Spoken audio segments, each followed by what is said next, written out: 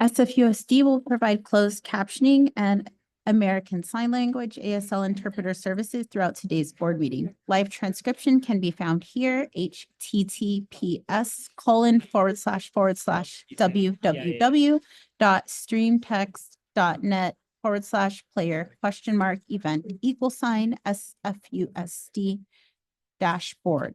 Attendees who wish to provide public comments to the board and would like an ASL interpreter can use the Q&A box in the Zoom app to type their name or handle and list the item or items on the agenda they would like to comment on.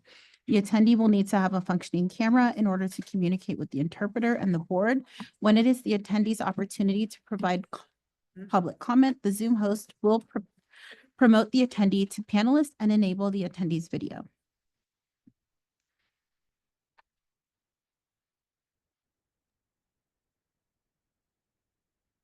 Translation, go ahead, please. Thank you. SFUSD is offering interpretation services in Spanish and Cantonese. If you need interpretation, please dial the following phone number. After dialing, please introduce the PIN number. This message will be repeated in Spanish and Cantonese. Buenas tardes, el Distrito Escolar Unificado de San Francisco ofrece servicios de interpretación en el idioma español. Si necesita interpretación por medio de Google Meet, por favor, marque el siguiente número telefónico seguido de la clave de acceso. 1-319-382-9676. Por favor, introduzca la clave 665-996-976, seguido de la tecla numeral o tecla gato. Gracias. Cantonese interpreter, please. Thank you. 三藩市聯合校區將會喺今晚嘅教育委員會會議提供廣東話傳譯服務。若果你有需要的話呢，可以打螢光幕顯示嘅電話號碼。接通之後呢，請輸入密碼。電話號碼係1-484-854-3328。接通之後請輸入密碼721-609-895井字，唔該。Thank you. That concludes translation services. I now reconvene the regular meeting at 6:37 p.m. Thank you for everyone's patience as we went over a little bit on closed session. I will read out the report from closed session. In the matter of student LB versus SFUSD, the board by a vote of 6 ayes, 1 commissioner recusal, Commissioner Fisher, gives direction to the general counsel. In one matter of anticipated litigation, the board by a vote of 7 ayes gives direction to general counsel. I'm removing action item number 3254-8 SP3, which is K2 reading difficulties risk screener adoption from the agenda this evening. The board will not be taking action on this item at today's meeting.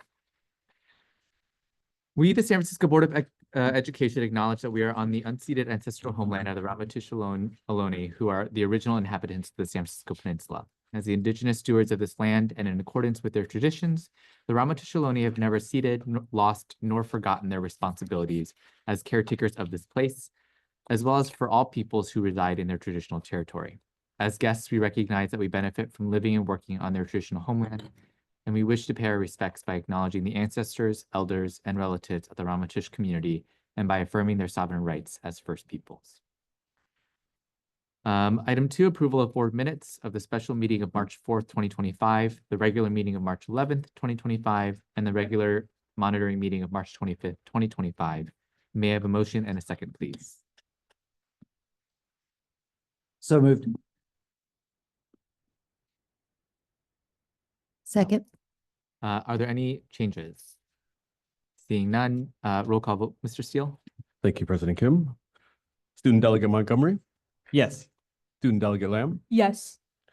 Commissioner Alexander? Yes. Commissioner Fisher? Yes. Thank you. Commissioner Gupta? Yes. Vice President Huling? Yes. Commissioner Ray? Yes. Commissioner Wiseman Ward? Yes. President Kim? Yes. 7 ayes. Thank you. Thank you. The SFUSD Board of Education follows a student outcomes-focused governance model. Based on community input, the board has adopted our vision, values, goals, and guardrails. In order to increase the portion of board meeting time we spend on student outcomes, every other regular meeting is a monitoring workshop. This model also calls on the board to empower the superintendent to take full ownership of the strategies used to reach these goals, within the guardrails set by the board. As we implement this new governance framework, the board will continue to adopt new systems, routines, and policies that improve student outcomes. We encourage the public to follow this work on our website at sfusd.edu/governance as we commit to finding new and improved ways to more meaningfully engage with staff, students, and families. With that, I welcome members of the public and will turn the attention to Dr. Su for the superintendent's report. Thank you, President Kim. Good evening, everyone. First, just happy Tuesday. I want to invite, We're just. That's okay. I want to invite everyone to join me for a series of in-person town halls throughout the month of April. To join me in discussing and understanding more about SFUSD's budget and our efforts to stabilize the district. I hope, oh, next slide, please. I hope our families, staff, students, and community partners will be able to attend and join me in deep dialogue. I've had a few already, and I just greatly appreciate the parents and staff who came out and talked to me, and we were able to build a clear understanding. I was able to explain myself a little bit better to them. So please come on out and join me in this conversation. Next slide, please. I want to say that we were so excited to see all of the families who submitted applications to us in this last round of enrollment. We recently mailed out 15,400 notices to students for next year. 90% of our students receive one of their choices, and that means that over 1,000 students were assigned to a choice that they made to us during their application.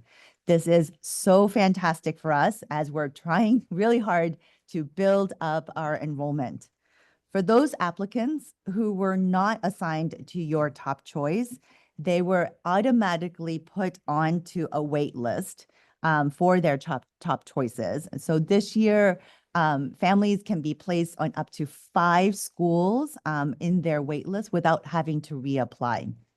Right now, all of our families can join a wait list or revise their wait list as you're making your decisions. The first batch of waitlist offers will be sent out on Monday, April 21st. The Enrollment Center plans to send out a new batch of offers every week after that. And we will conclude our offerings to take people off the wait list all the way until the end of August, or as seats end up being filled. Next slide, please. I am excited to participate in the 20th Annual Youth Summit at Fort Mason this Friday with our wonderful Student Advisory Council leaders. This year's summit is a fully student-led event highlighting the creativity, leadership, and dedication of our students who have worked tirelessly to bring this to life. I know this will be an inspiring day of youth-driven discussions, activities, workshops, and engagement. Thank you so much to our youth leaders. April is also Earth Month. In honor of Earth Month, various SFUSD schools will take a field trip to the San Francisco Department of Environment, where they will be hosting the Youth Climate Summit on April 18th. The theme this year is climate action across careers. It's about exploring students' passion through an environmental lens. So for young people, please come and learn about how your leadership can shape the future through activism, arts, science, technology, and much more. And I am so proud to announce that we have 4 schools who were just named California Distinguished Schools for 2025. These schools are John Yi Hao Chin. We can clap. Yes, yes. John Yi Hao Chin, Francis Scott Keys, Sunset Elementary. Ah. Chinese Immersion School at Diablo. This year, 336 elementary schools across the state were selected for this extremely prestigious 2025 California Distinguished Schools program, which recognizes two categories of exceptional schools: those closing the achievement gap and those demonstrating exceptional student performance. The Distinguished Schools program recognizes elementary school and middle and high school in alternate years, middle and the following year. So awardees will hold this title for 2 years.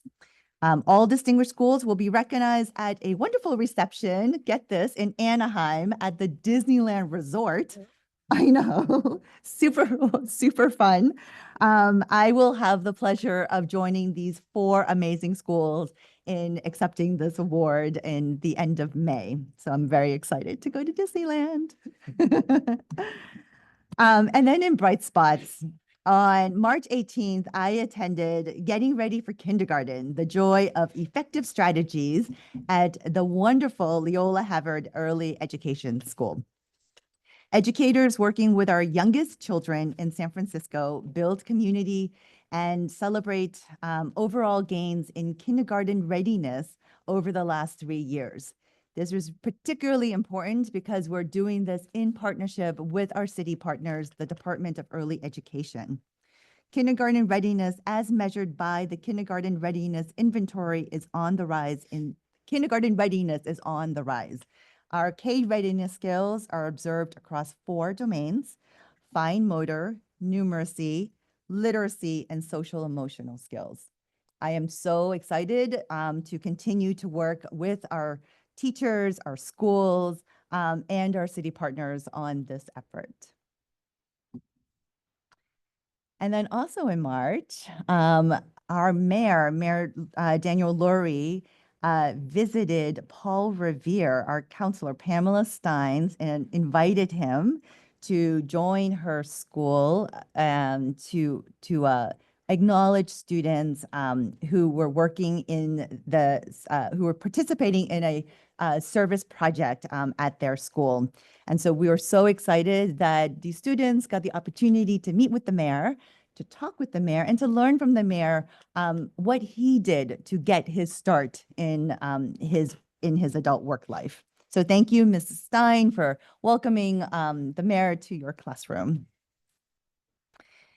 And then a couple of weeks ago, I had the pleasure of honoring this year's Community Advisory Committee for Special Education, our CAC, at the Advocates Worthy of Excellence Award in this very room. It was amazing. The award is called the AWE Award. And I have to say, when I was there participating in this process, in delivering the awards, the energy in this room was amazing. We had parents, we had young people, we had educators, we had site leaders in this room, all celebrating the really great work that we as a school district are doing together to support our young people in disabilities, young people with disabilities. So I'm so grateful for all of our leaders, and particularly, I saw Hava walking in here. Oh, there you go. Thank you so much, Hava, for all the work that you did to putting on that show. Amazing, amazing event. And Julia too. Thank you.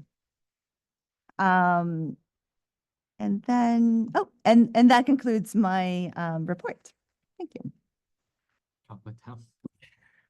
Moving to student delegates report, I call on student delegate Montgomery and Lamb to give an update on the Student Advisory Council.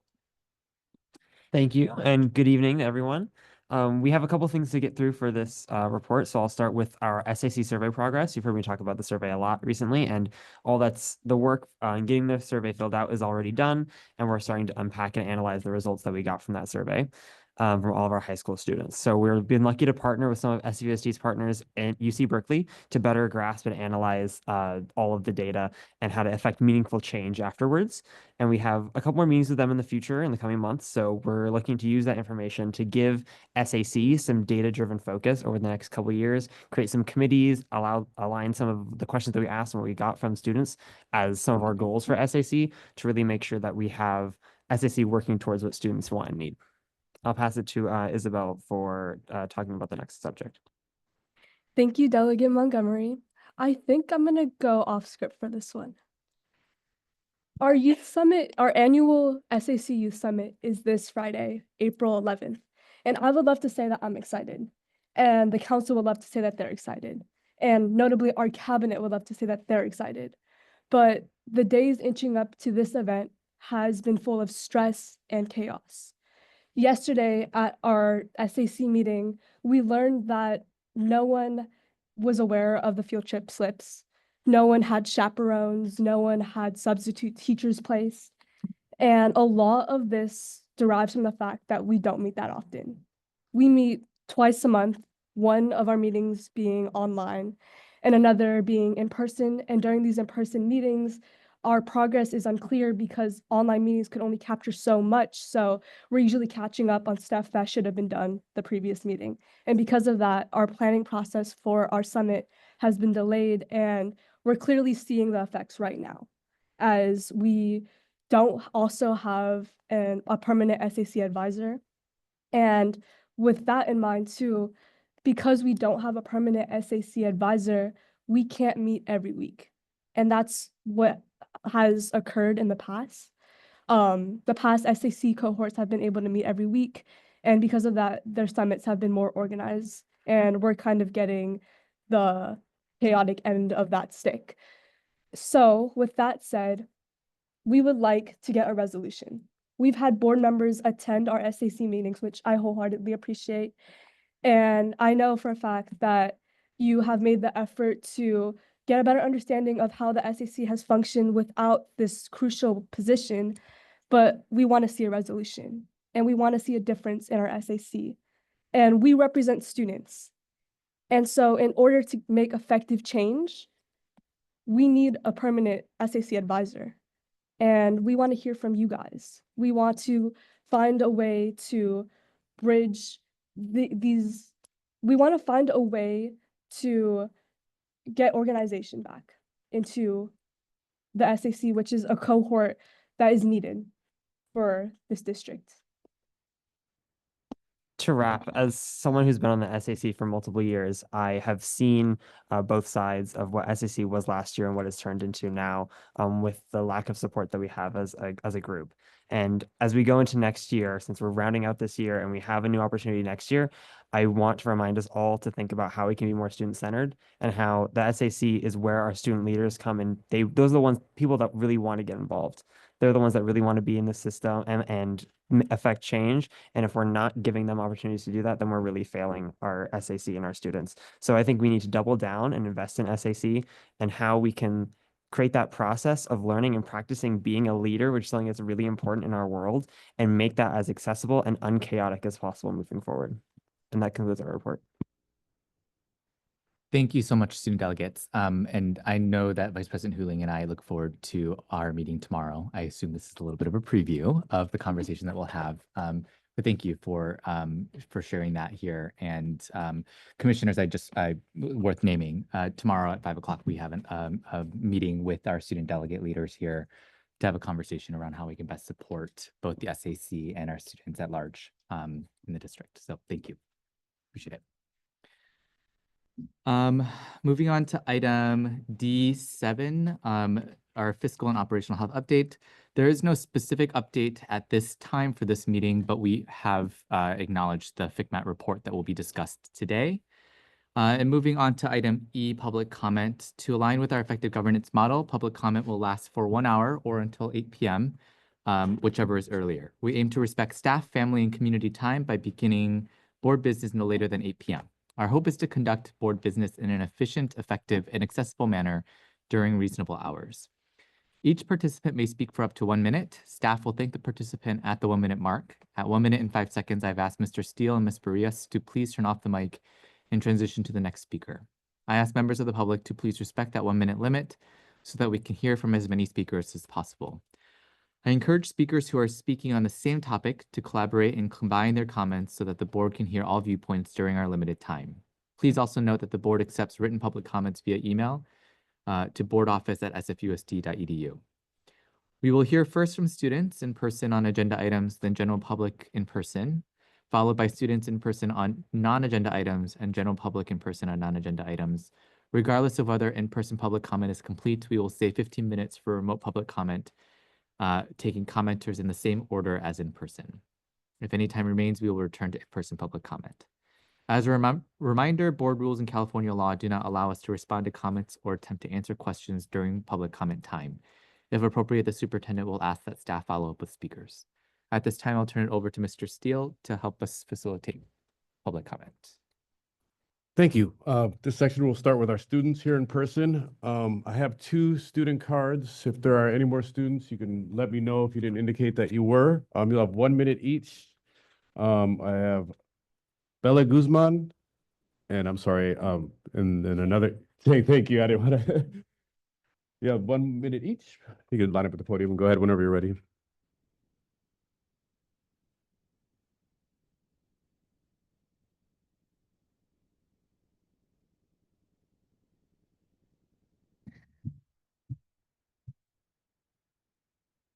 The nurse is appointed to me because she helped us all be strong and healthy. With her help, we are able to get us packs. Please don't take away nurse when at our school.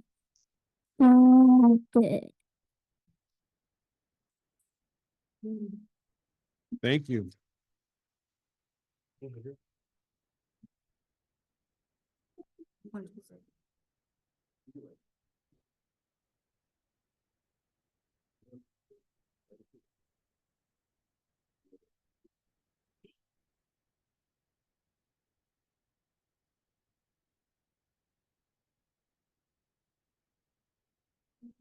Is important because she makes sure I'm okay.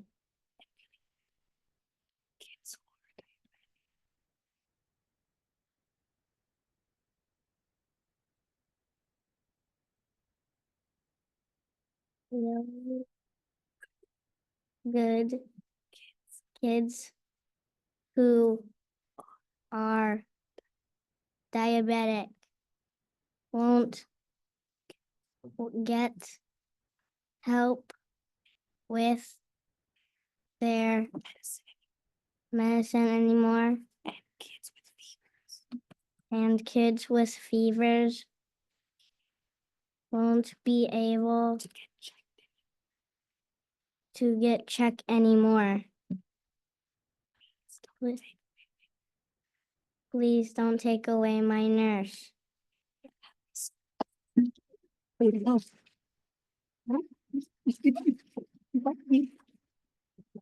you.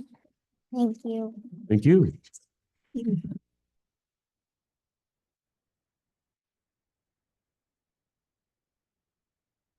you. Are there any more students who'd like to speak this evening?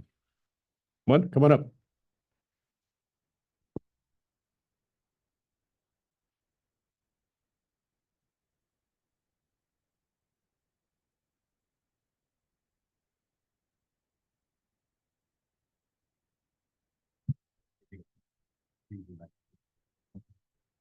Go ahead.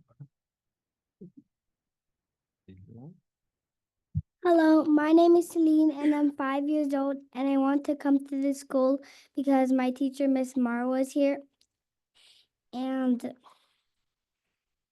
so my dad and my sister is close by to this school, and my dad can drop and Miss Marwa can help me and can help my dad pick me up and drop me off because I'm next to my sister.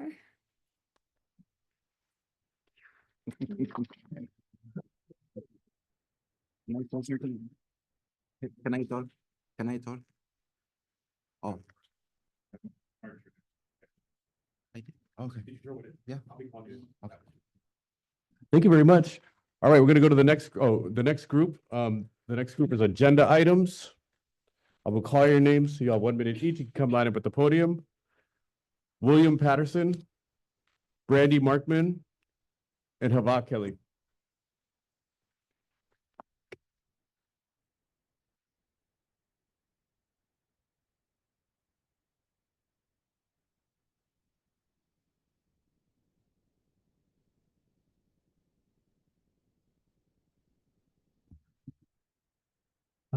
My name is Will Patterson. I'm a former resource specialist with the district. I've come here many times, and tonight I want to talk about the FCMAT report. I have a few concerns. One is it never talks about student outcomes in the whole report. And it's just insensible to me to have a report about fiscal policy without considering student outcomes. Number two, it keeps comparing us to things like the state average or these other normal districts, but we know that special education is failing at state and other district levels. So we're sort of normalizing failure, and we need to do better than that. Number three, the resource specialist position, which I care mostly about because that's the position I held, is already the position with the highest turnover in the district, I believe. And it's taxing our human resources department. But there's a decision to push higher on our caseload limits. That doesn't make sense to me. And I have a lot of complaints about it, but that's just my beginning. Thank you. Hello, my name is Brandy Markman. I am a public school parent, and I agree with the speaker before me. I thought the FCMAT report on special education was one of the most ridiculous things I have ever seen in this docket. The idea that our caseloads need to be bigger is just asking to put our students and teachers and faculty in harm's way. I think, quite frankly, it is reckless. And quite frankly, I think that FCMAT needs to be sued for issuing a report that demands such caseloads that are absolutely ridiculous and make no sense at all. And I want to remind people that Elliot Duchamp if you look in the Huffington Post, there was an article where at the beginning of the pandemic, he agreed with Betsy DeVos that we needed to have waivers for special education for our kids' IEPs during the pandemic. And I think there needs to be an independent audit of an organization other than FCMAT, because obviously they don't care about our kids with special education. Thank you.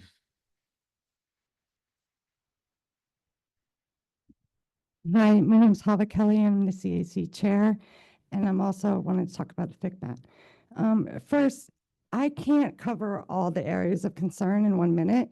So my ultimate ask is please don't implement all of these unilaterally without dialogue, collaboration, not only with the CAC and families, but also with the union, educators on the ground, etc. When a report is designed according to best practices, according to industry standards, state standards, etc., really at times you're at risk. The impact on the ground does not align with those type of recommendations. And you need to be thoughtful when you're going about this. So that's first. Second, in my last 15 seconds, there was a recommendation for an MTSS system, a multi-tiered, right? I've been advocating for this for years. Please, 5 seconds, okay. It's crucial, but the fact is we don't have that right now. So we can't implement all these changes with vacancies and all of this on the ground in this type of environment without due diligence. Thank you. Okay, I'm calling the next group of speakers. If I call your name, please line up. These are non-agenda items. Missy Cato, Bernice Casey, Fauz Akrut, I'm very, very sorry if I'm mispronouncing, Juan Corneo, and Renee Gomez. You can go up when you're ready. Good evening. My name is Missy Cadle, and I'm the instructional coach at Francis Scott Key Elementary School, just named one of California's Distinguished Schools 2025. I'm here again tonight because the district has deemed our assistant principal a non-essential role in our school of 550 students and 75 staff. Per the district hiring guidelines, we are expected to ask our families to pay $350 per child per year to fund this position. Many of our families have multiple children here for 7 years. That's $5,000 that we're asking our families to pay to attend a public school. It's unreasonable for families to fund this critical position, a position currently held by the amazingly qualified Karina McGraw, whose extensive special ed background has enabled her to support our 2 moderate severe special ed classrooms, over 100 IEP meetings, our overloaded RSP teachers, and understaffed paras. Her steadfast leadership, compassion, and dedication to equity and inclusion are the qualities that truly make us distinguished. I know you care for our students and families. If you truly can't find the funding, please talk to our city, get the funding, please find it. Thank you.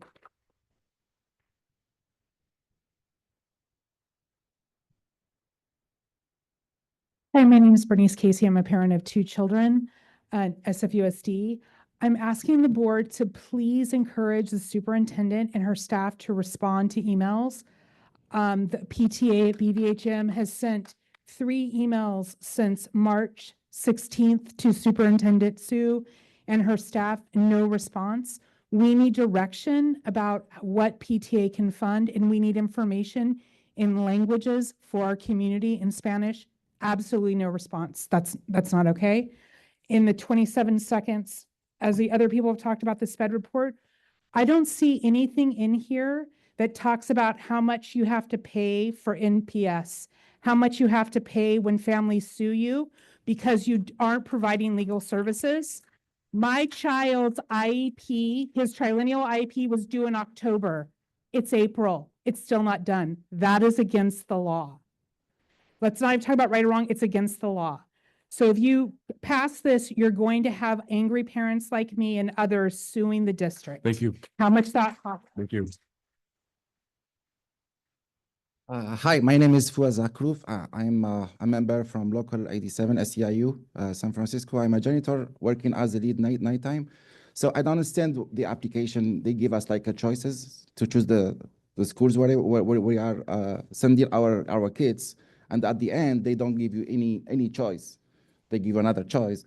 And the thing, we make our choices based on our accommodation. I cannot drive my daughter every day.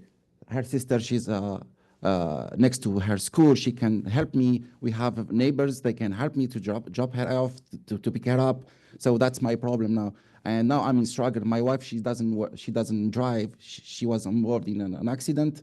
She has a phobia. So I'm in trouble. So I don't know how they give you these choices. I don't understand why you give me the choice and then you said, no, this is not the choice you want. I'll give you whatever I want. So that's my struggle. Thank you. Thank you. Spanish, right? I think you're Spanish, right? Yes. Yeah. Mi nombre es Juan Cordero, voy a representar la escuela Guadalupe. Por la razón que yo estoy acá es por un punto muy importante. Por un punto muy importante. ¿Cómo es posible que una profesora tenga 22 estudiantes con que yo, con 2 hijas, no puedo? Imagínense una profesora con 22 estudiantes, el estrés. ¿Cómo esos niños van a aprender el idioma si son de otros países? Como ustedes ven aquí, no la mayoría habla español y están preguntando, ¿qué estará diciendo? La educación viene de los maestros.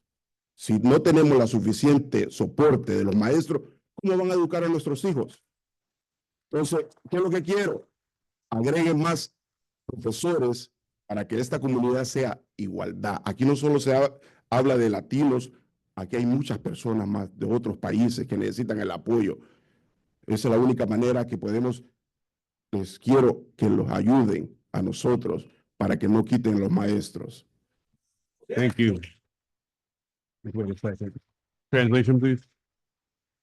Hi, I'm a parent from Guadalupe, and I have one main point to talk about here, and this is how it's possible that a teacher can have 22 students in their classroom. I mean, I have two girls at home, and it's as hard as it is. And you know, one of the things that it comes down to is all the stress that they've been carrying around for teaching all these students. And the other thing is how they're going to be these children that they come from different countries in the world to learn the language the best way they can. As you can see, I know that a lot of people here that actually don't speak Spanish, or they don't know what I'm saying. And so what I really want to see is, and I don't think that everybody sees the effects of what is happening. And we need to understand that the teachers are a very important part of our life, for our children. And so all I'm asking and I want is for you to actually bring more teachers into the classroom, and we need to have more equity and quality. And we need more teachers, and also to understand that there's a lot of people that come from different countries that they also need the help. Thank you. Buenas tardes. Mi nombre es René Gámez y vengo en representación de Guadalupe Elementary. Tengo una hija de 6 años que está en kinder, y todo lo que pedimos es menos recortes, más programas. Mi hija ha sido beneficiada con los programas, ha mejorado mucho matemática y lectura, y creo que los programas son muy fundamentales para el desarrollo de nuestros hijos. Gracias. Hi, my name is Rene Gámez. I'm also coming from Guadalupe Elementary School. I have a 6-year-old girl who attends kindergarten. And one of the things that we ask is to do less cuts in with the staff and more programs. I know that my daughter, she's been benefited by these programs in reading and math. And I know that this is very fundamental for their development. Thank you. Thank you. I'm calling the next group of speakers: Roberto Guzman, Sylvia, Mason Waller, Lillian Dietz, Mabel Jang. Have 1 minute each. Please come on up.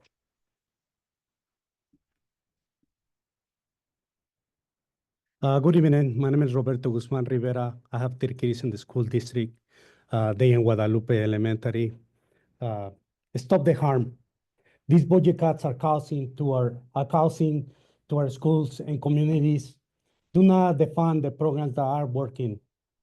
At Guadalupe Elementary, the district is cutting a Springboard and the school nurse for the 25-26 school year. This is happening even though 70% of our students are not reading at the grade level. And even though we have 2 students with diabetes who need medical care. 90% of our families are low income. They care deeply about their children's success, but they cannot afford a private tutoring. These cuts are creating fear, stress, indeed inequity. And in the end, it's our Black and brown communities who suffer the most.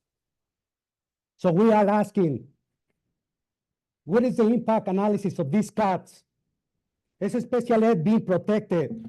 Thank you. How many teachers will be hired to replace the 352 retirees? Thank you. Will 90% of classrooms Thank you. having qualified teachers this fall? Thank you.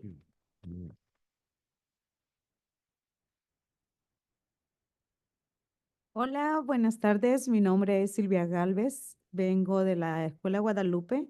Soy mamá de una niña de kinder. Ella es asmática, entonces escuché en la escuela que van a recortar a la enfermera. Entonces, no más recorte. Necesitamos maestros y las enfermeras también al lado. Por favor, y ayúdenos con los programas en Guadalupe. No los quiten, porque ellos les ayuda demasiado. Mi hija está súper avanzada con la lectura y matemática. Por favor. Gracias. Hello, everyone. My name is Silvia Galvez, And I'm also coming from Guadalupe Elementary School. I have a girl who attends kindergarten. And as you might know, my daughter, she has asthma. And also I heard that at the school is cutting off the nurse. And so we don't want more cuts, you know, what we need is more nurses and more teachers. And please do not cut any of these programs at Guadalupe. My daughter has benefited greatly in math and reading because of these programs. Thank you. Good evening. I want to talk specifically about Hillcrest. After learning that none of the budget scenarios that the principal presented to our SSC include funding for the elementary advisor, there have now been repeated calls from staff and families for a compromise that funds this position. The elementary advisor is clearly a big concern for the Hillcrest community, but please note that the call here is not to adopt any specific proposal, simply for the SSC to be able to vote on a proposal that includes funding for elementary advisor. This principal clearly has a vision for our community, but this isn't the way for her to advance it. She's our 6th principal in less than 3 years, and it is beyond disturbing that someone new should come into this position and be so resistant with a community that has endured so much turmoil with our own resolve, dedication, and mutual care. Rather than include voices, she's excluding them. Rather than lift voices and encourage engagement, she's suppressing these. She's literally told people not to talk and tried to prevent it. As I'm sure you can imagine, this is very disturbing to a lot of people. Even more unnerving is that something so reasonable, that's so time. difficult.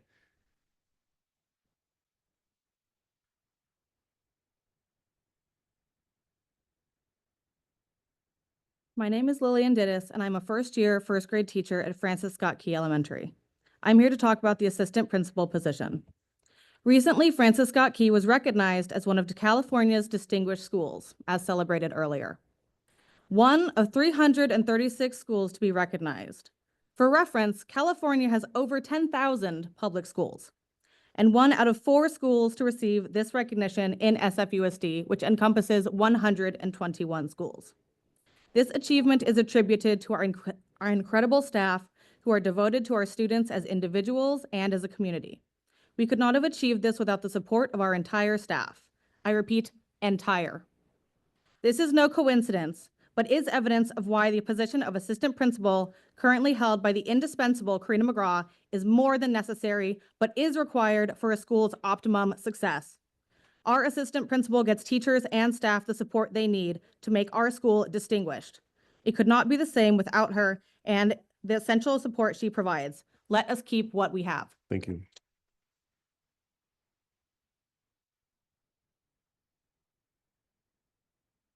My name is Mabel Jang, and I am a paraeducator at Francis Scott Key. As a graduate of our public schools and a former teacher with an adult autistic daughter that attended public schools, I understand the immense importance administrators are to students with special needs. Losing our assistant principal would be detrimental to our 550+ students, including 80 with IEPs and 75 staff, adversely affecting student safety and staff performance. The assistant principal role is now even more crucial to ensure that our special ed students have meaningful access to general ed in the least restrictive environment. The AP is absolutely vital to increasing accountability and oversight, hiring and retaining SPED staff, strengthening SPED services, and improving data systems. Eliminating APs shows a lack of insight by the board to the importance of an assistant principal to individual school operations. Thank you. Thank you. All right, I'm calling the next group, the final group, Jamie, and then Gianna Tillery with the UESF representative.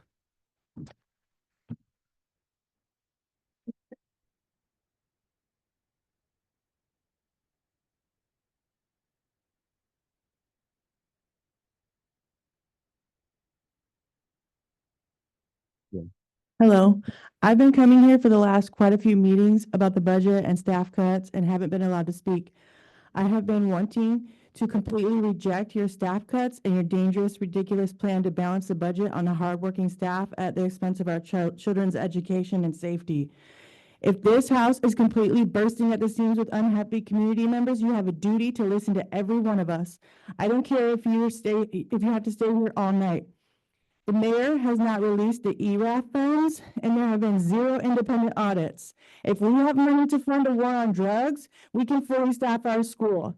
And next year, I don't even want to hear a whisper about closing a single school. We will march in the streets. You are all public education privatizers for allowing this to go on for so long. And stop announcing that you accept public comment online because you absolutely do not. Thank you.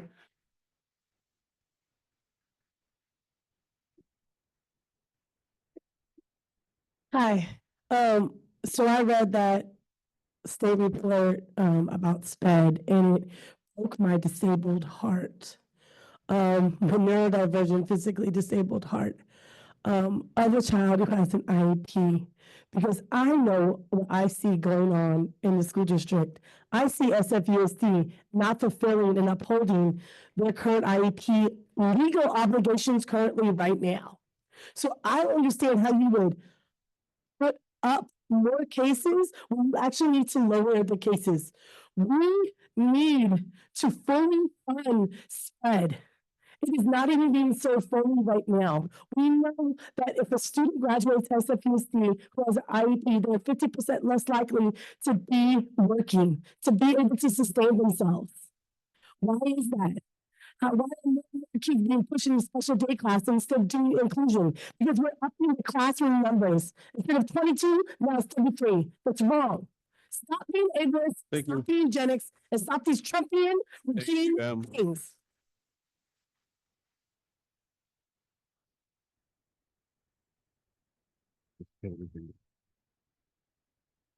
This is our representative from UESF who has open-ended time to speak.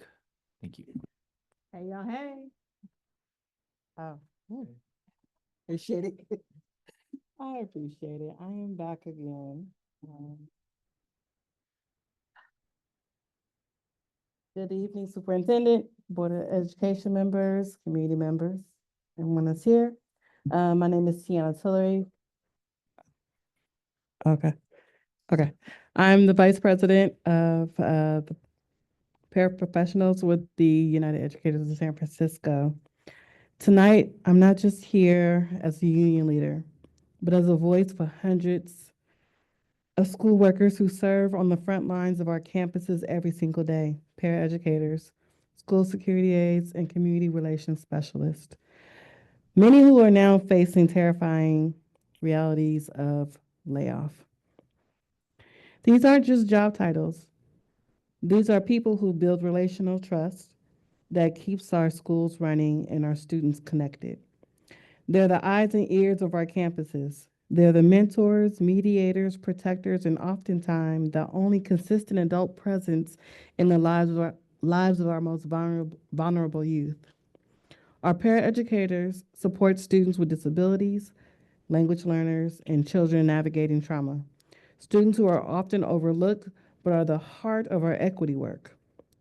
They calm students in crisis. They provide one-on-one attention that can't be replaced by any app or online module. Their work isn't just important, it's essential.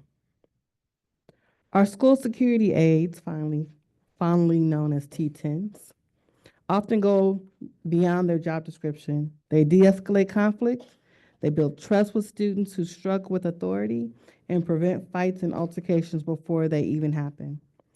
And let me be clear, they do this with minimum training, but maximum heart. In a time when we are investing in restorative practices and alternatives to policing, why will we eliminate the very staff who do that daily through relationships and presence? Our community relations specialists bridge gaps between home and school. They're translators, not just of language, but of culture, of experience, of trust. They're often the first point of contact for families navigating school bureaucracy and the ones who make parents feel seen and heard. If you move forward with these layoffs, you're not just cutting budgets, you're cutting ties with the very people who anchor our most at-risk students at their school communities. These staff members are trusted adults in environments where trust doesn't come easily. Their absence will create a ripple effect on safety, on learning, on school culture. We know these layoffs are not based on performance. They're based on reverse seniority, on decisions made at a higher level. But I urge you to consider the real cost of these decisions, because once these workers are gone, once students lose that connection, it's something you can't just rebuild overnight. Our schools are already operating without enough resources. And now we're about to take away the very people who show up every day with heart despite being underpaid, undervalued, undersupported. Please reconsider these layoffs. Protect the staff who protect our students. Invest in the people who make our schools feel like community and not just institutions. Thank you.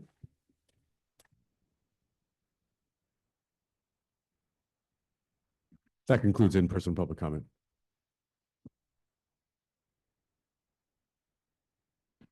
At this time, we will move to virtual public comment. Again, each speaker will have 1 minute to speak and will automatically be muted after 1 minute. Can we please have that repeated in Spanish and Chinese?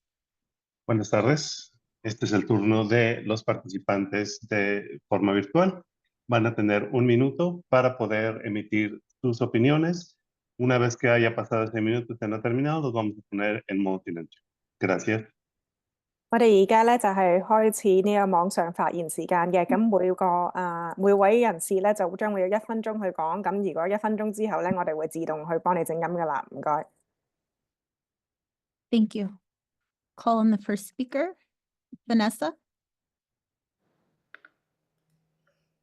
Hi, can you hear me, Alicia? Yes, we can hear you. Okay. Good evening, commissioners. Good evening, superintendent and community. I want to just thank you all for your service to public schools. As you all know, public schools are being threatened across our country, and it's important for us to continue to have dialogue on how we can ensure we maintain diversity and intersectionality of all young people in SFUSD. I'm really concerned about the FCMAT and some of its recommendations. And you'll see, we'll post Board Elevate where you can see all of my thoughts on that. But what I'm asking of the board at this time is to not implement any recommendations from the FCMAT special education report without having a third-party additional independent audit, as well as there is a need to really work with parents and allies of students with disabilities to ensure that they are given time to share what they feel. And I think some of the leaders who came up. Thank you, Vanessa. That is your time. Wendy, go ahead, please. Hello, can you hear me? Yes, we can hear you. Thank you. I'm Wendy Nykirk Rhodes. I'm the Executive Director at Support for Families of Children with Disabilities. I'm also the proud parent of SFUSD students. You cannot do fiscal analysis in a vacuum. The point of all of this funding and of SFUSD itself is to educate our kids. This includes students with disabilities. And we know that SFUSD is not currently doing this well. And it's expensive when you don't do it right the first time. So as much money as it might cost, it costs a whole lot more when you have to do legal settlements and compensatory education and NPS placements. This report is incomplete and inaccurate and imbalanced. It has insufficient analysis, and I'm asking that you do not use this as an excuse to cut services and staffing for our kids, and that you get an independent analysis. I also have concerns about FCMAT's understanding of and commitment to legally required special education, since they were overseeing SFUSD when $30 to $60 million of legally required SPED funding was misallocated last spring. Thank you. That is your time. Sam? The FCMAT report was released too late for the public to dig into. Quote, industry standards often cited in the report lacks context of our schools. 34 students in a class is too much when IEP rates are sometimes over 20% with English language learners and children with 504 accommodations. RSP caseloads in another quote industry standard is unrealistic. RSP workloads need to be based on IEP minutes and the needs of children. We need to invest in staff, Fix vacancies first. We need our board committees reinstated, and I suggest a SPED committee to discuss solutions based in reality and real feedback from actual SPED community with real data and experience. This is ableist. Thank you. Thank you. Bridget? Hi, my name is Bridget Dyer, and I'm a parent of 2 children at SFUSD schools, both of which who have IEPs. Neither of my children have received most of their allocated supports this year, including things like speech therapy, counseling or therapy, occupational therapy and social skills groups, and the list, and behavioral analysis and behavioral support. This is because my RSP is overloaded and because we don't actually have staff in many of the positions. We also have been asked to cut staff at the School Sites Council on the support that we give to teachers and to students for extra reading help and extra math help. That's the MTTS model, but we're not even, we have been taking away from that model, which makes it really hard to keep kids out of IEPs because there's not enough services for them. Thank you.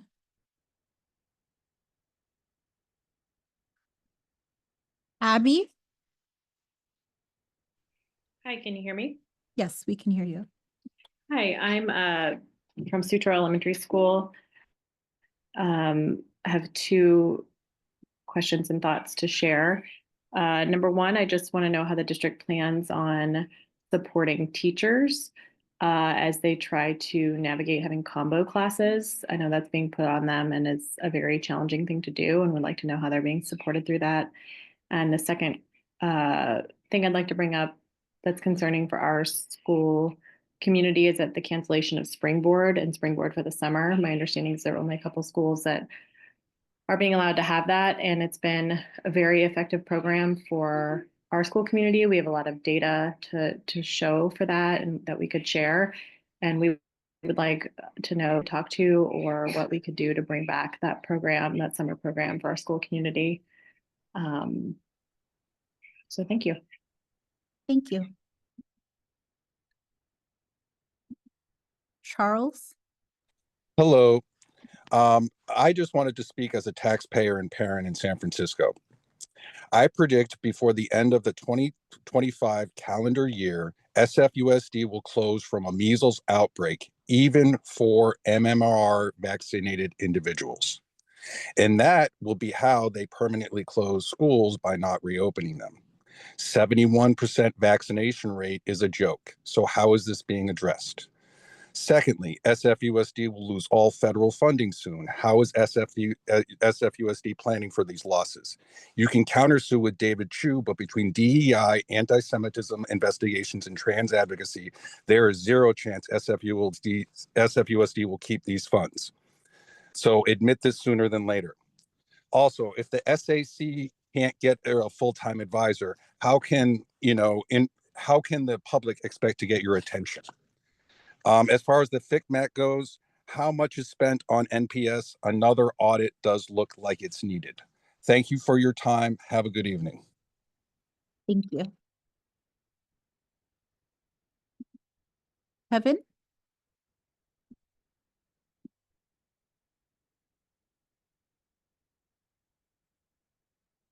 Kevin? Hello, can you hear me? Yes, we can hear you. Thank you. Kevin Robinson, parent and educator. After multiple requests for this information from the Assistant Superintendent of High Schools to no avail, a recent finding revealed that of the 35 total advanced placement courses offered this school year, 34, or 97%, were allocated to one school. On the other end of the spectrum, 2 high schools had 0 AP courses. This is not fair or equitable, but yet another hurdle that hampers our students' access to a quality education and something that should be looked into by the board. Thank you. Thank you. Caller ending in 034.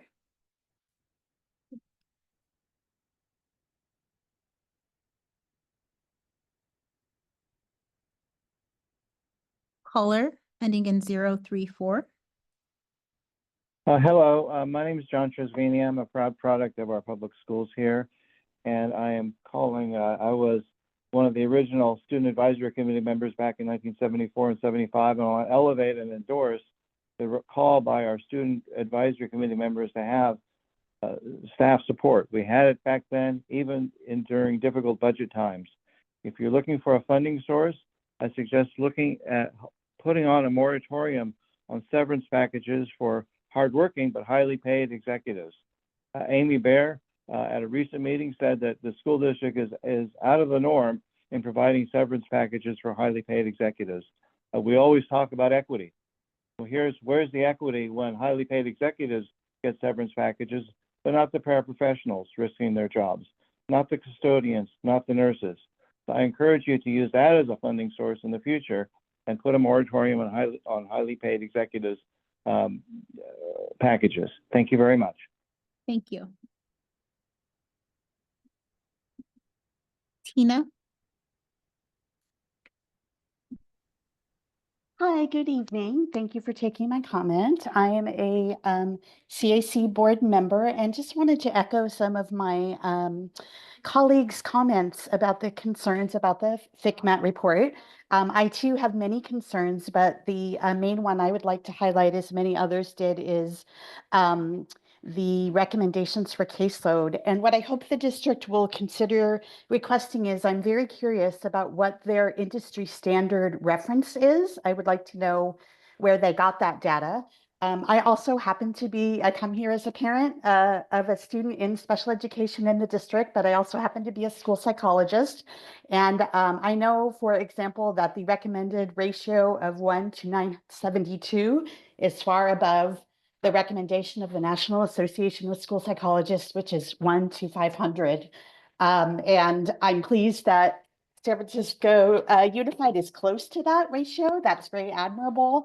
And as others have mentioned, I really would like us to consider that we don't want to race to the bottom. Thank you, Tina. I'm sorry, that's your time. Thank you. DG? Hi there. I'm Gina Scher, RTIF at YICWO. Eliminating all the RTIF positions is just more mismanagement. These cuts will not close the deficit. These positions have funding sources. At town halls, Superintendent Sue says one of the reasons is we have to ensure all the classrooms have teachers. You don't need to eliminate these positions to do that. You have the right to reassign us as needed at any time in the school year. You don't need to preemptively cut these positions. You should be recruiting people for your open classroom positions now, not filling them with people who don't want them. Once it's filled, you can't hire somebody for a position that's already filled. Also, if you're so desperate for classroom teachers, why are you extending the deadline for the SERPA? This doesn't make sense. RTIFs are the tier 2 part of MTSS that everyone's been talking about. Do not eliminate these positions. Use the funds you have, site funds, grant funds, PTO funds. Do not do more mismanagement by refusing to use the money you have. Thank you. Thank you. Cheryl?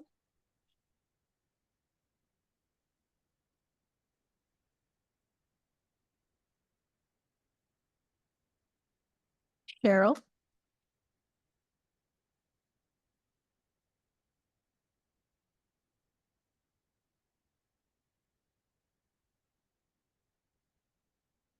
Miss Marshall? Thank you, young sister.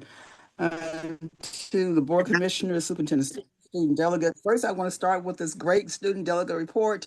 I'm always thrilled by what I hear. I'm thrilled by your leadership. And one day you'll be superintendent, and I look forward to sitting in your meetings. Hope I'm around by that time. On behalf of the NAACP, we have some concerns on what we heard tonight. Sadly, many Black and brown children are in special ed classes. We request that the superintendent and the staff work with the union to make sure that all the staff, special ed classes are appropriately filled, and that students and those classes are at a grade level We're concerned about Mr. Deshawn because he was the person to be with us during a payroll debacle. Then for the next report, they sent him back again. And I thought to myself, isn't there someone else they could send to monitor San Francisco? We are concerned about what we heard about the Hillcrest Elementary. Hillcrest is very fun to us because they'll get a lot of brown children at that school, and we hope that the superintendent will look and the board will look into. So sorry, Ms. Marshall, that is your time. Thank you.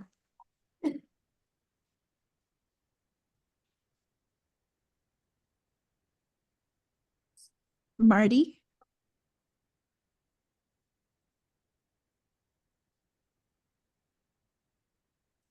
Marty Mace.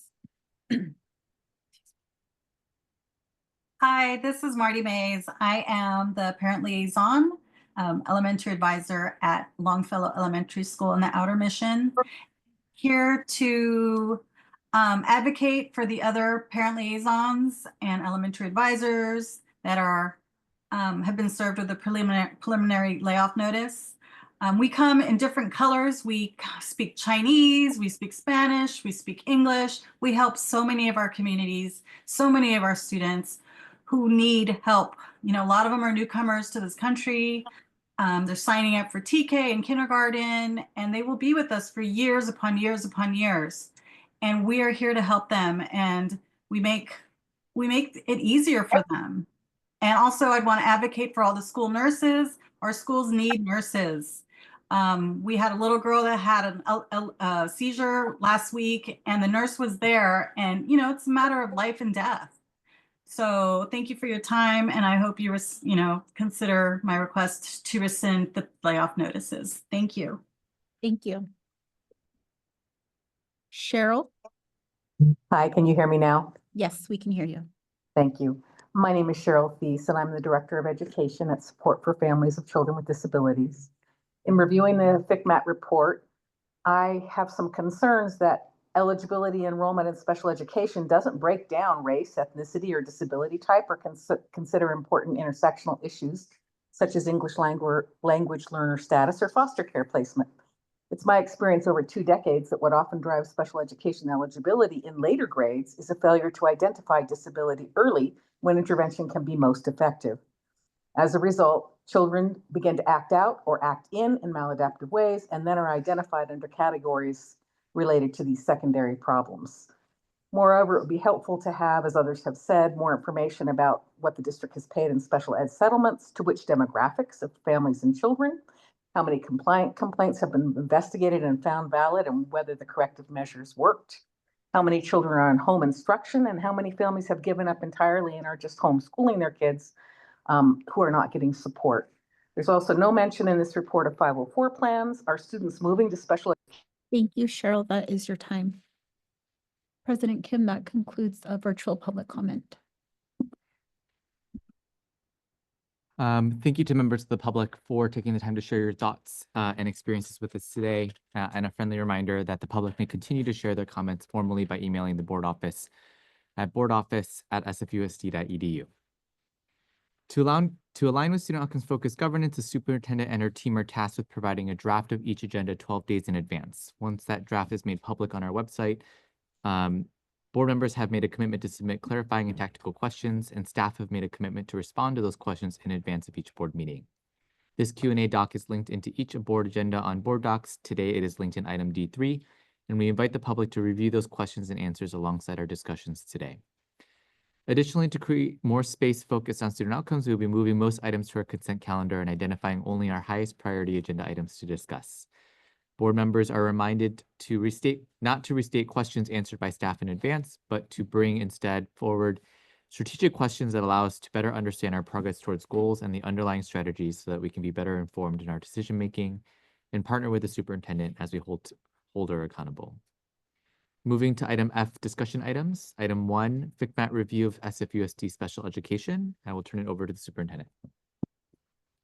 Thank you, President Kim. At this time, I'm going to invite Regina Piper, our Assistant Superintendent of Special Education, as well as our SELPA Director, and Dr. Carolyn Benno, the FCMAT Chief Analyst, to the dais. Before they dive into, actually, before Dr. Benno dives into her presentation, I do want to just take a moment to acknowledge what our community has said. We know that it is not okay to not serve our students, and we want to serve our students. We want to particularly serve our highest need students, which are students that have been identified for special education. We are trying our best.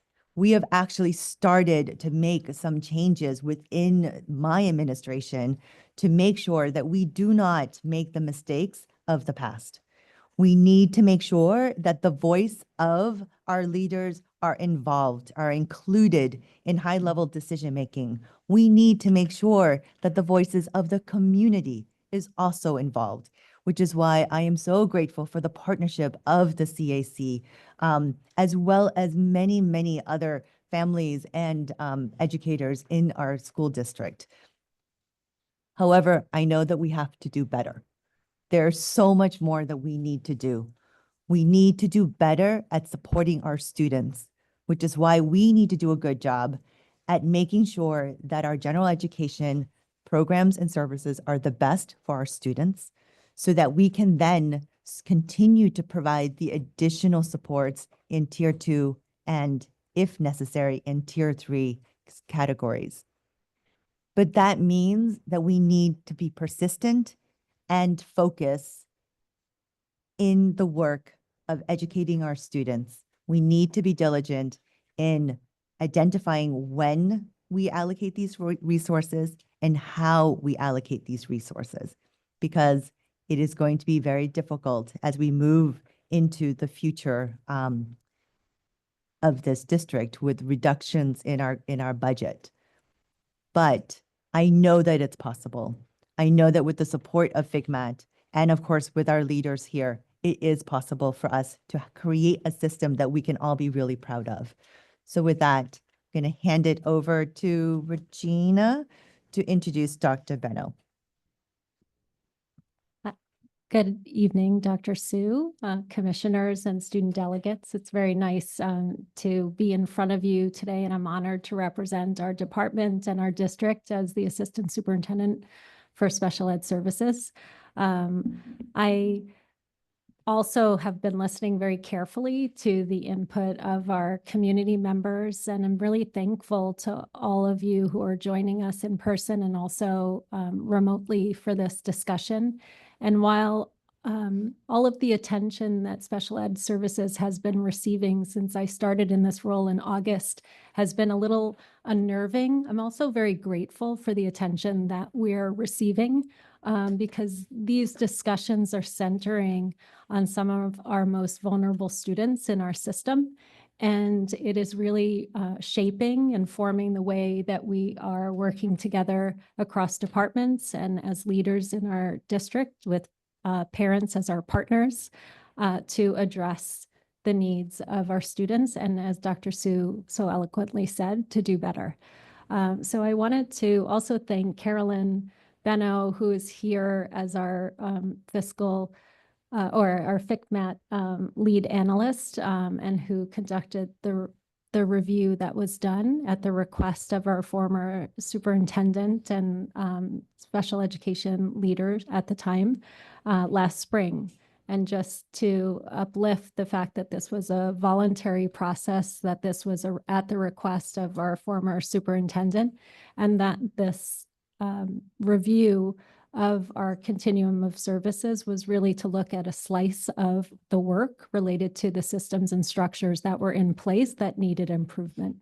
And these recommendations will be considered by our department along with our parent partners, our community advisory committee, our support for families, our parent empowerment committee, and our other colleagues across the district. So Carolyn, thank you.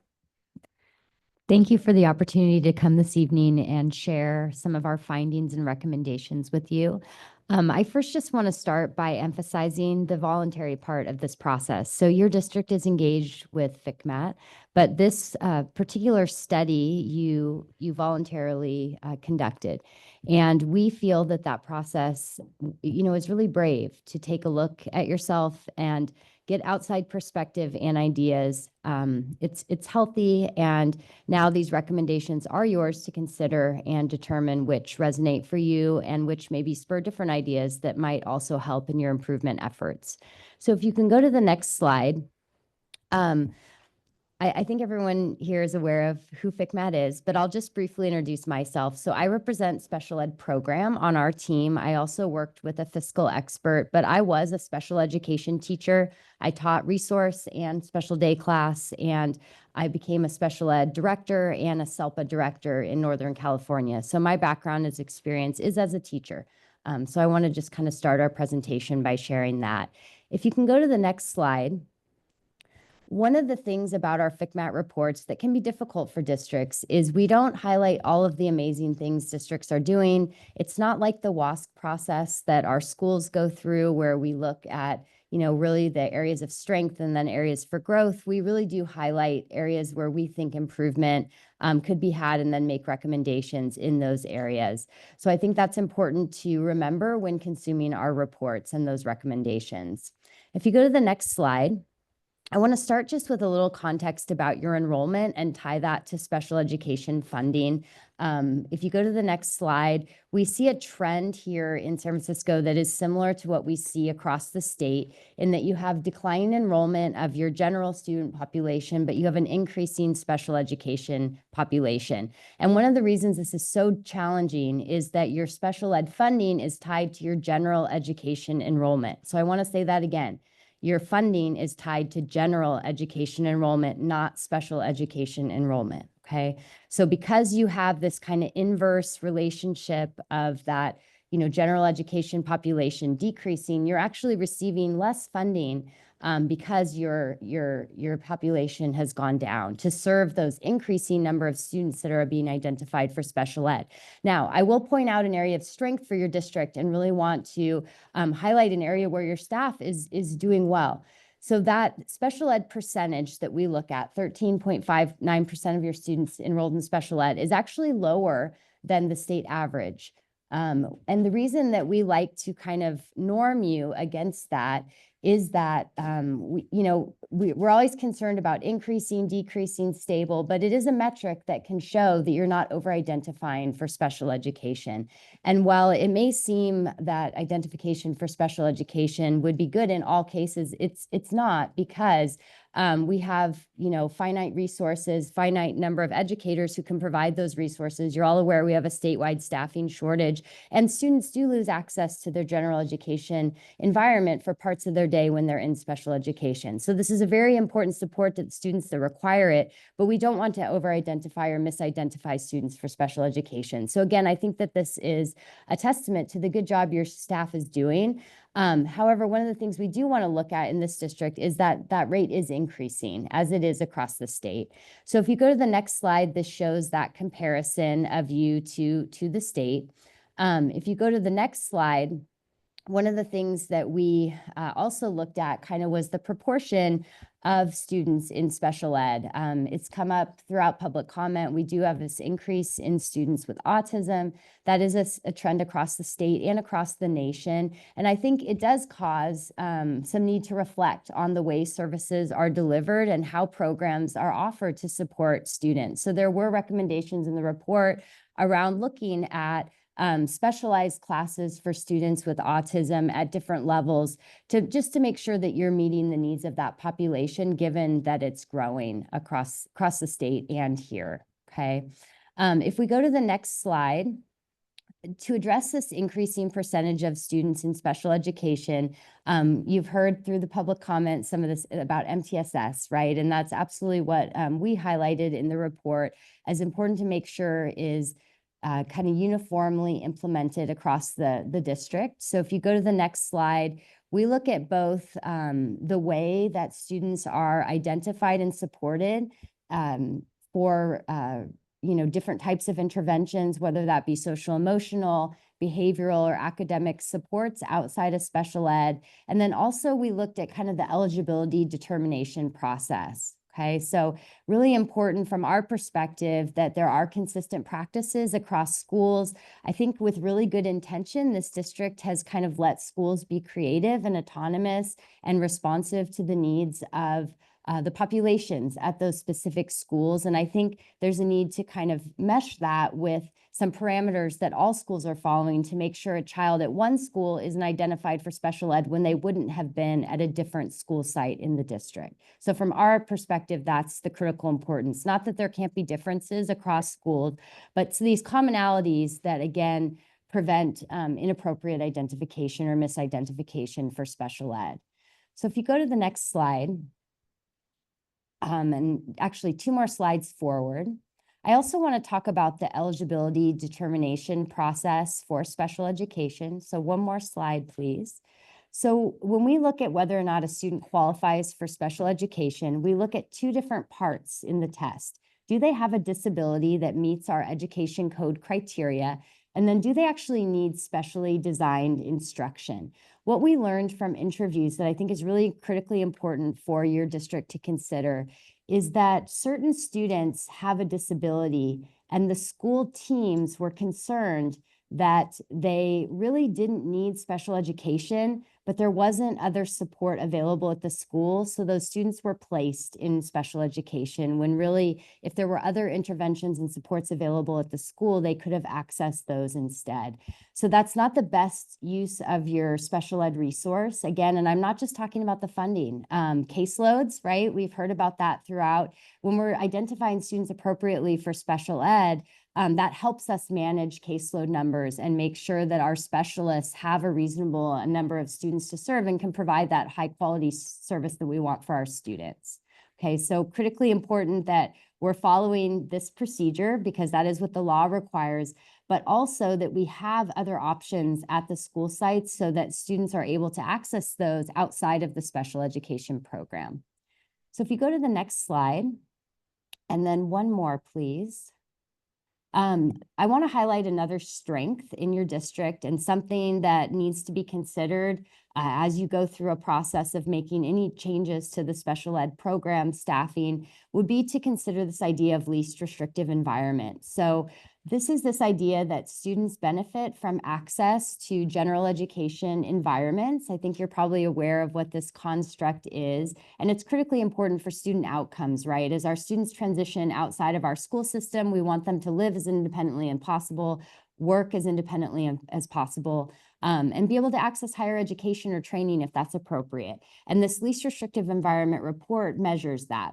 This is, again, a real area of strength for the district. If you go to the next slide, the first metric is based on preschool, and I know this data is a little bit dated. Unfortunately, this is our last available, but you meet 2 of the 3 targets in your district. And the biggest emphasis would be that regular program. This has been a huge area of focus for your district over the past couple of years. It's an area of continued focus. You've seeked out grants and other supports, and staff are working on really increasing access for preschool students to your general education environment, which is critically important because when they have that first experience in preschool of being included, it's much easier to include them as they go through your school system. If you go to the next slide, we look at the school age, least restrictive environment. Again, this is the great success and something you should really celebrate as a district. Again, you meet 2 of the 3 metrics and you're very close to meeting that last target.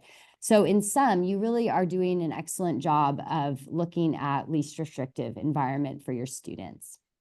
If you can go to the next slide.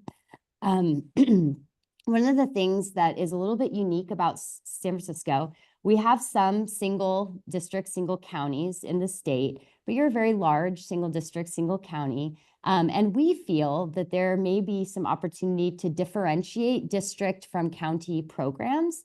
Through this process, we learned that there were some opportunities for better data management and governance practices around differentiating district from county because there's funding differences and also reporting differences that, we kind of highlighted that we think may be helpful to you. But also, oftentimes, as you're looking at keeping students in their least restrictive environment, you can create programs that have different class size ratios, different types of supports from different specialists, and maybe perhaps serve more students in a district program as opposed to a non-public school. So that's something we feel that could be considered here in San Francisco. If you go to the next slide, we'll actually go one more. And one more, please. I do want to address special ed staffing, and I first want to talk a little bit about our industry standards. I know there are questions about those. So this is a statewide kind of average rate for staffing. It does look at different areas, and it was based on research that FCMAT did to determine kind of what districts typically staff at, and that could be a class size or a maximum caseload size.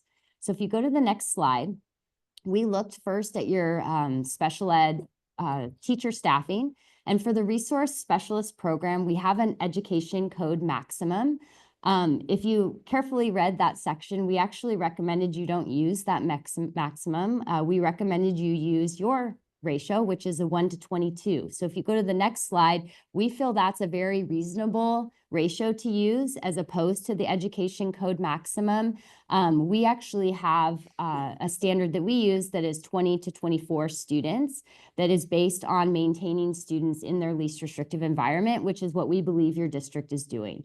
So that would be the ratio that we believe you should follow in this district, not the education code maximum. So in my opinion, our report was trying to affirm that that is the ratio that should be used, which is in your staffing guide.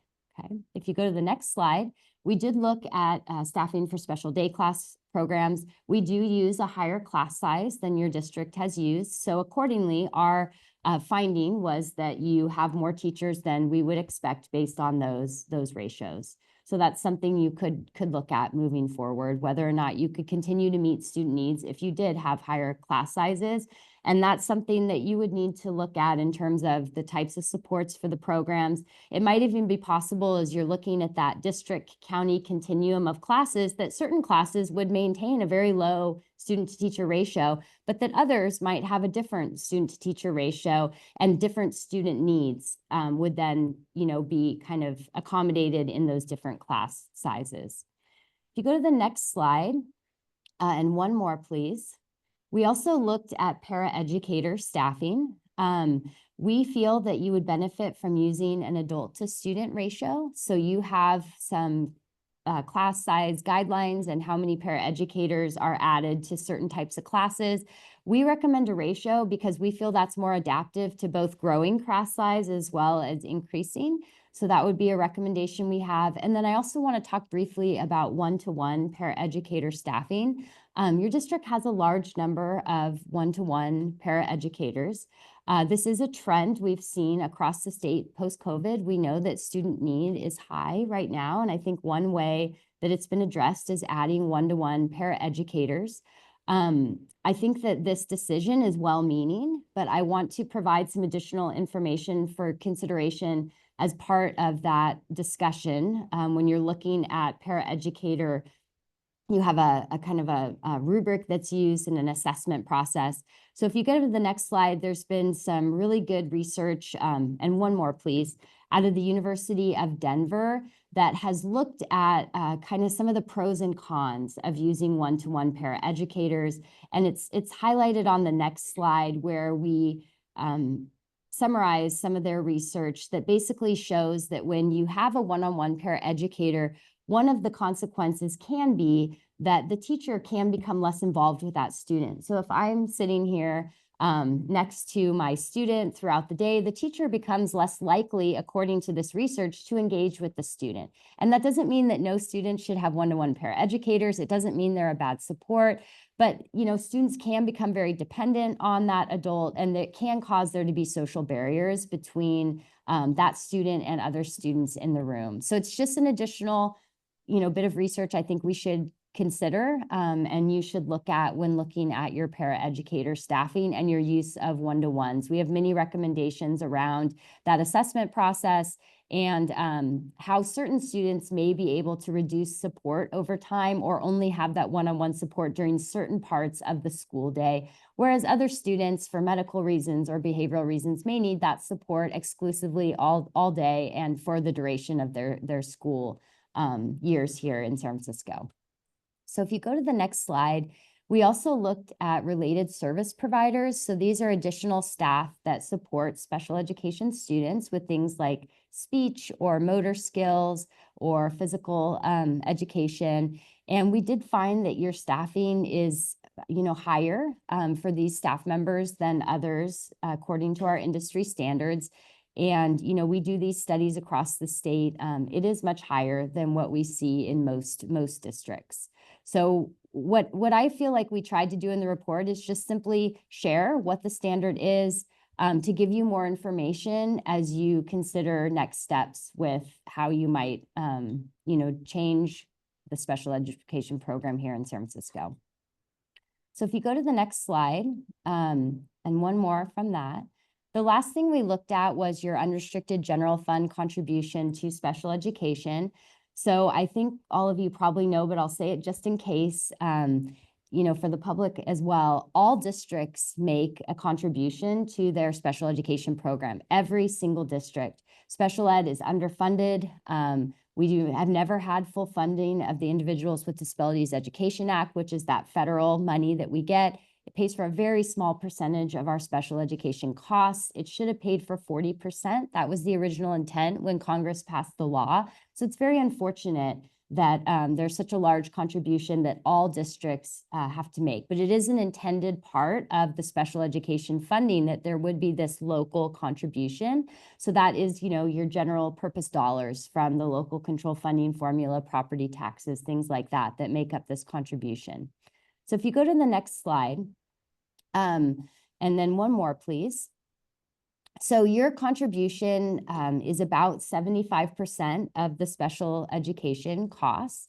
It's actually trending down a little bit this year, but it's something that should be tracked and looked at over time, right? Because as I mentioned, you are going to experience decrease in funding as you have fewer general education students. And we've been very fortunate over the last few years. The legislature has had large increases in the amount of funding we get per student, but unfortunately those increases have now plateaued.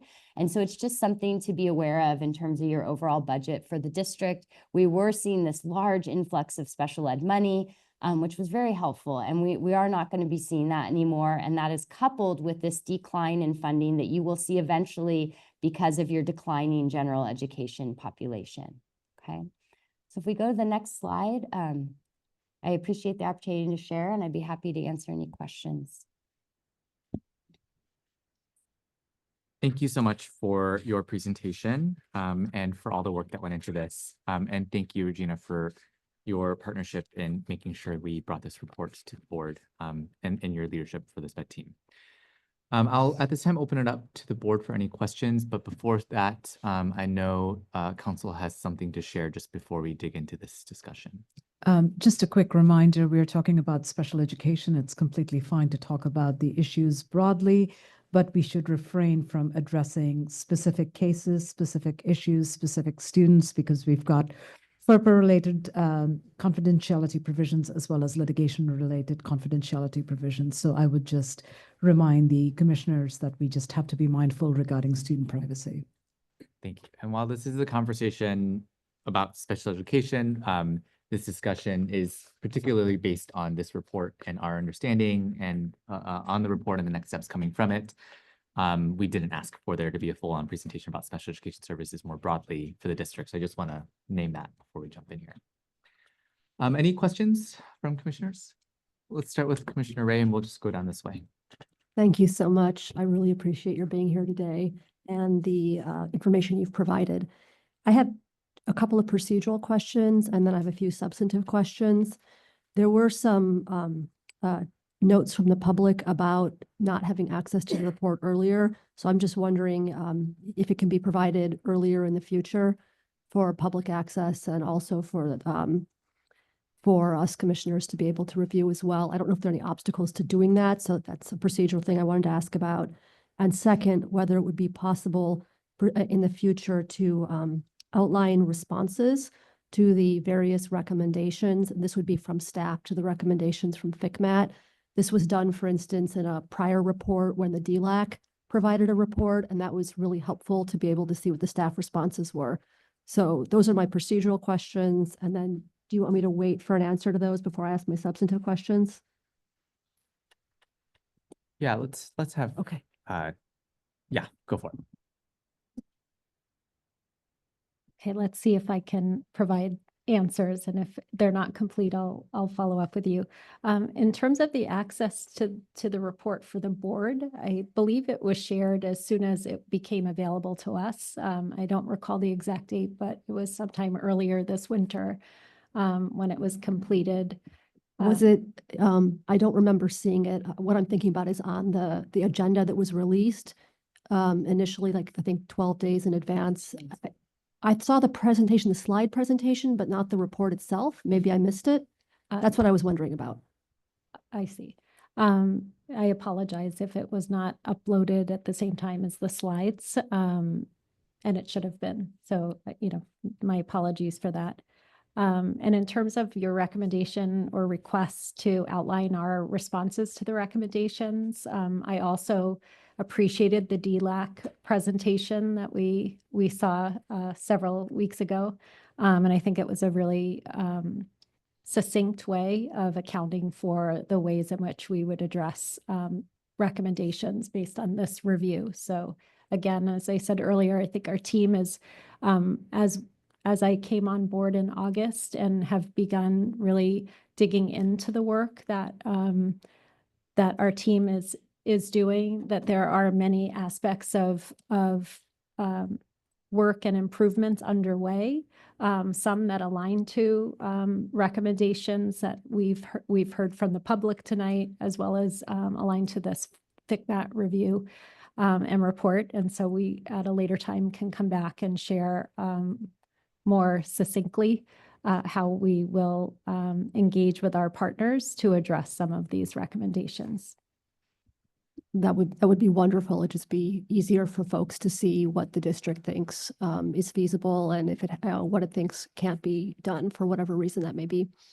My substantive questions, I can ask all three, and you can answer them. I can go one by one, whatever works better for you. Do you have a preference? Maybe. I was just going to say, can we start with one and then we'll go around? Because Absolutely. others might have the same Of course, question too. Yeah. absolutely. Okay. So, okay. The first thing I want to ask then relates to the FCMAT is recommending consistency, for instance, among what we do, and talking about tier 2 recommendations. And obviously, we also have student outcome goals around literacy and math and college and career readiness and so forth. Yet we've heard from members of the public, and we know that we will be concerned around losing RTIFs, reading interventionists, and so forth. So can you address what our plan or strategy may be on how to actually achieve our student outcome goals and ensure that we continue to make progress, that students are able to make progress, even if the district does in fact need to reduce its staffing in some of these areas that are normally associated with, for instance, RTIFs with tier 2 interventions. Thank you.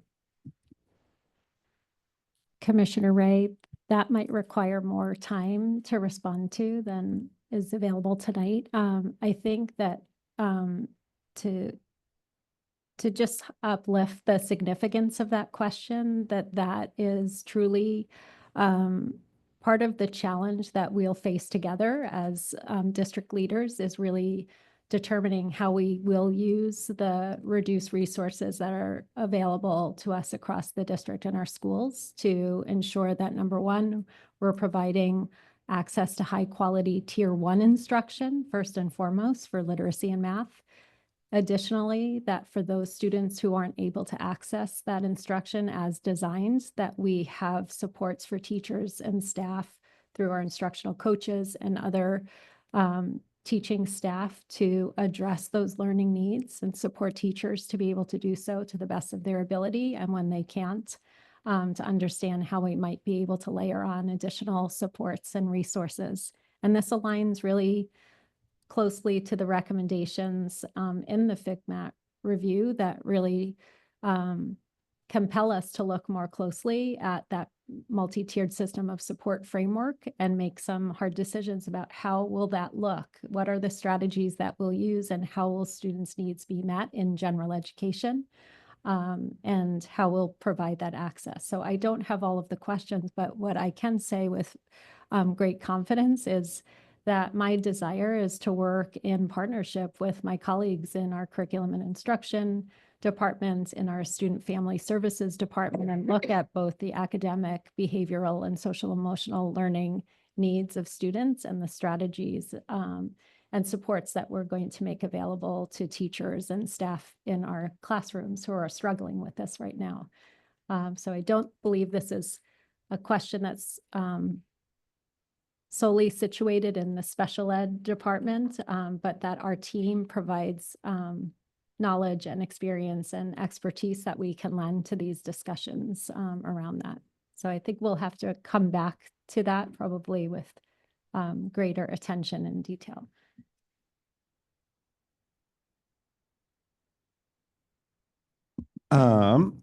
Hello, good evening. I also have a couple quick clarifying questions and then a more substantive question. The clarifying questions are, well, first of all, Ms. Benno, is that right, Benno? Thank you so much for the presentation and also for clarifying, some of the points that, especially based on what we heard in public comment. One follow-up question I had was on slide 34, the percentage of contributions that, our contribution is about 74% or 70, yeah, about 74% of special ed costs. Do you know how that compares to other districts? So school services does calculate an average across the state. It's about, it previously was in the 60s. It's now about 56%. However, I really caution, and the reason that we didn't use that percentage in our report is that people code expenditures very differently. And depending on how you code those expenditures, that influences that percentage. So we've actually stopped using that comparison in our report because we don't feel it's very accurate. For example, transportation costs are huge in special education. Certain districts leave that out entirely. Others add all of them. And that makes a huge difference, even that one factor. Yep. So I think that this That's is a higher percentage than what we typically see, but I don't think it's easy to compare them. Great. So it's, we didn't No, do that's so an for that important reason. caution. And we also obviously don't want to use that as a way to cut services or anything like that. So I really appreciate Sure. that. The second question I had just real quick for you was I didn't notice discussion, and maybe I missed this in the report around the workload versus caseload. Can you speak to that a little bit? Yes, we don't use a workload model, and we don't analyze the IEP minutes, which was referenced in public comment and is absolutely a factor that needs to be taken into account. So one of the reasons we, affirm your use of a 1:22 ratio instead of the education code maximum is because that kind of attempts to quantify some of that, right? But workload differences are difficult to quantify also. So I was a special ed teacher. The time it took me to provide a certain service for a student might be different than another teacher provides at another school. And so due to those differences, we haven't adopted that type of methodology, but that is another way you can look at caseload and class size. Thank you. That's really helpful. And then, Ms. Piper, I just wanted to follow up. I had a similar question to my colleague, Commissioner Ray.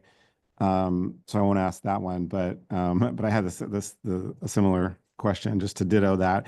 But my other one, sort of substantive question, was around the finding of the need for county type services. I'll put it in quotes, like schools or programs that might meet the needs that an NPS, for example, might meet, or other. I was really intrigued by what you said also around the fact that maybe there's lower caseloads in certain types of classes and slightly higher caseloads in other types of SDC classes, maybe, I'm imagining.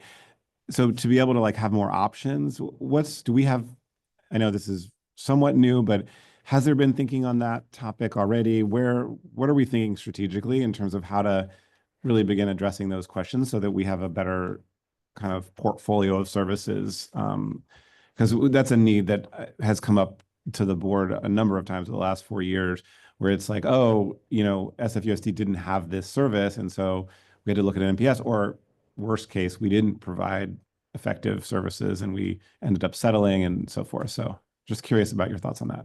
Yeah, I'm actually very energized around the idea of looking at the data that we have available to us to make some determinations about the feasibility of initiating some of that work to, especially when we look at, we had a community member reference the amount of money we might spend on non-public schools.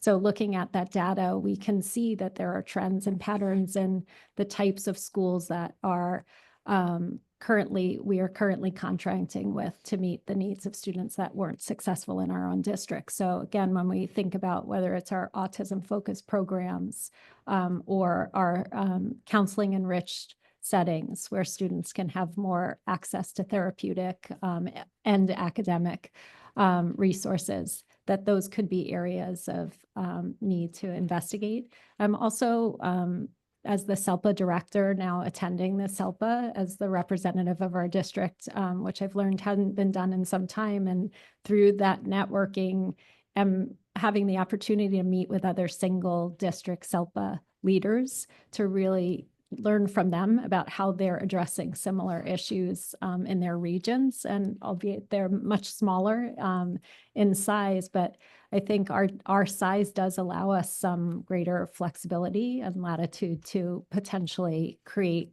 some additional county programs. Within San Francisco Unified right now, the closest that we have to a non-public school setting would be our Macaulay program, or even the way in which we partner with Independence High School to have a counseling enriched program.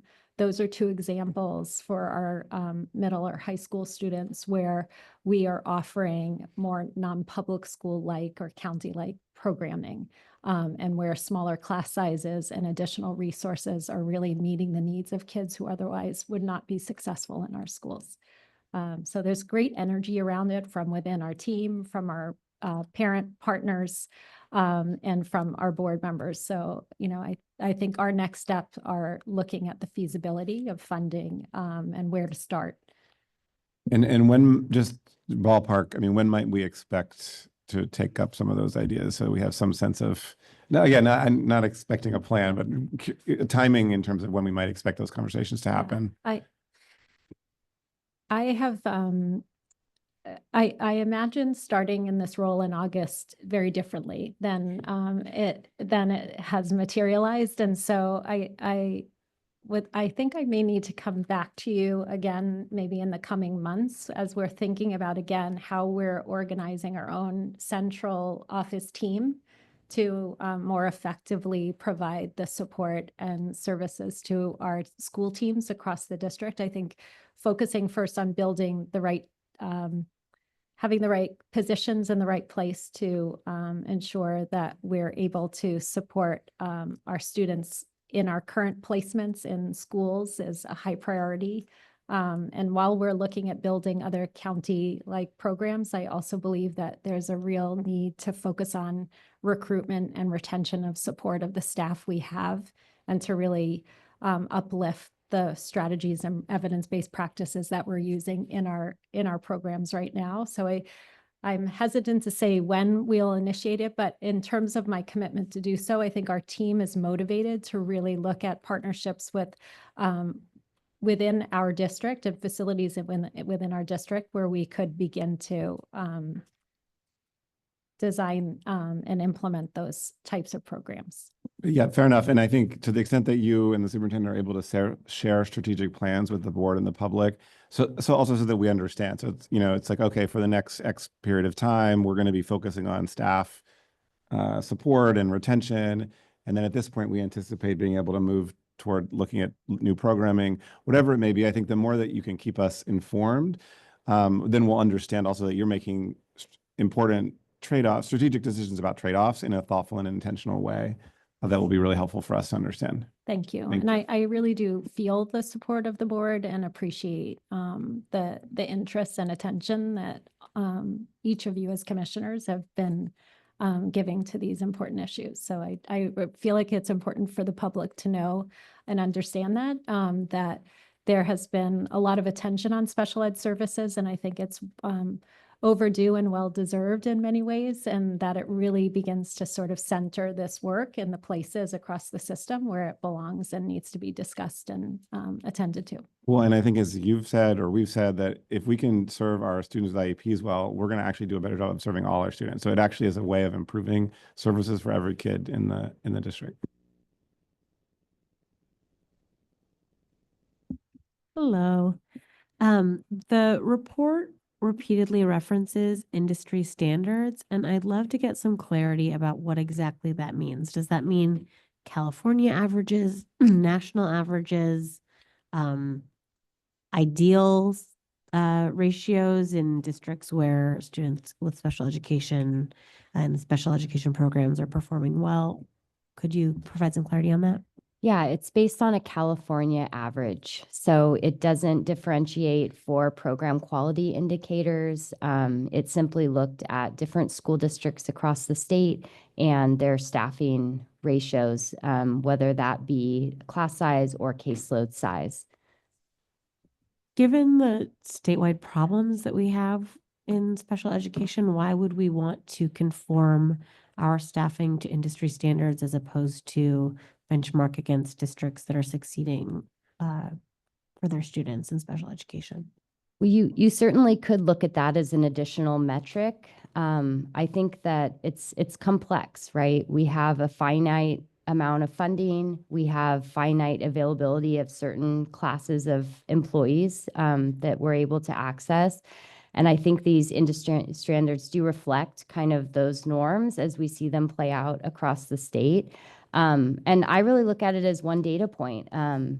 As Regina mentioned, she's attending state SELPA. There's no reason she couldn't look at some program quality indicators she's interested in or you're interested in, and look at staffing in a similar size and type district that you feel like has the achievement for students with disabilities that you would like to see here. But that's not how we do our studies. But those other benchmarks weren't provided. It seemed to me like the entire report was really focused on bringing us in line with California averages. So do you know what, for example, ideal ratios for SDC classes that are performing well? So I don't know how you would define that. I think you'd first have to define what performing well looks like. Is that a measure of combination of attendance rate, suspension rate, the alternative assessment that students with disabilities take that are in specialized classes? I think you'd first have to define that. But when we entered into the contract with the district, it was to use our industry standards, which is why we then use those for this study. So I hope that that's helpful as one metric, and you certainly could bring in others, but I think you would have to define how you measured kind of success, program success. I think least restrictive environment is one indicator. So I would encourage you to look at that if you were to try to identify different districts to compare to that were more based on like student outcomes. I think that would be a helpful metric before any kind of programmatic policy changes come before the board, to have data on what is working for students with IEPs, or like what, for example, staffing ratios might be in districts that are able to meet all of the IEP requirements for their students and are not failing to provide IEP accommodations to students.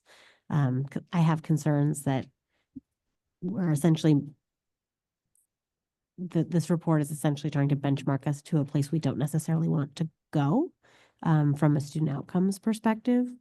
One other question I have is, when you talk about things, for example, like ratios of 22 students being within that 20 to 24 range, is the suggestion that it should be a 22-to-1 ratio, students to teacher, or is it that based on perhaps the amount of supports that different students need, that the ratio would average out across the district to 22-to-1, with, you know, some classes being smaller and some classes potentially being larger where allowed in higher grades based on what the actual needs of the specific students in those classes are? Yeah, that's just right. So it would be an average across the district. The 22-to-1 is actually your district's, I believe, adopted staffing rate. It's in your staffing guide for special education. And we just affirm that we believe it's appropriate for you to staff at that ratio. But that would include that certain schools would have lower caseload, others may have higher. Now, along those lines, something your district hasn't done a lot in the past, you have some very small schools that have very, very low caseload numbers, and you often haven't split a provider. Splitting a provider could allow you to have certain schools that have very high caseload numbers have lower caseload numbers. So we believe that's something you should look at. Thanks. And then one other recommendation that I saw was about staffing to ed code caseload maximums. I guess to me, I think of the ed code caseload maximum as the limit beyond which it becomes illegal to exceed because student needs cannot be met beyond that. So it seems to me that it shouldn't necessarily be a goal of ours to staff to ed code caseload maximums if we're considering student outcomes rather than simply focused on budget. Do you have any thoughts about kind of what those benchmarks are based off of? So I can't speak to how the state developed those standards, but just to clarify again, we didn't recommend you use the RSP teacher caseload maximum of 1-to-28 that is in the education code. We recommended you use your ratio of 1-to-22. You may be referring to the speech and language therapist ratio. That one we did recommend that, and that we do see districts across the state that can meet student needs using that ratio. So I do think there's a lot of difference in how service is provided across the state.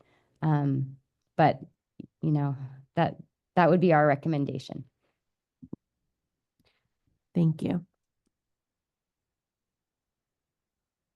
My question was about the multi-tiered system of support, but this might be actually similar to what Commissioner Ray said that you might need more time on. But I guess my question is, given the conversations around staffing with our district right now, how is this report informing? Let me put it this way: how is this report informing the shifts that may or may not be happening and how we structure tier 2 and tier 3 supports, if at all? Does that make sense? Is that the same question?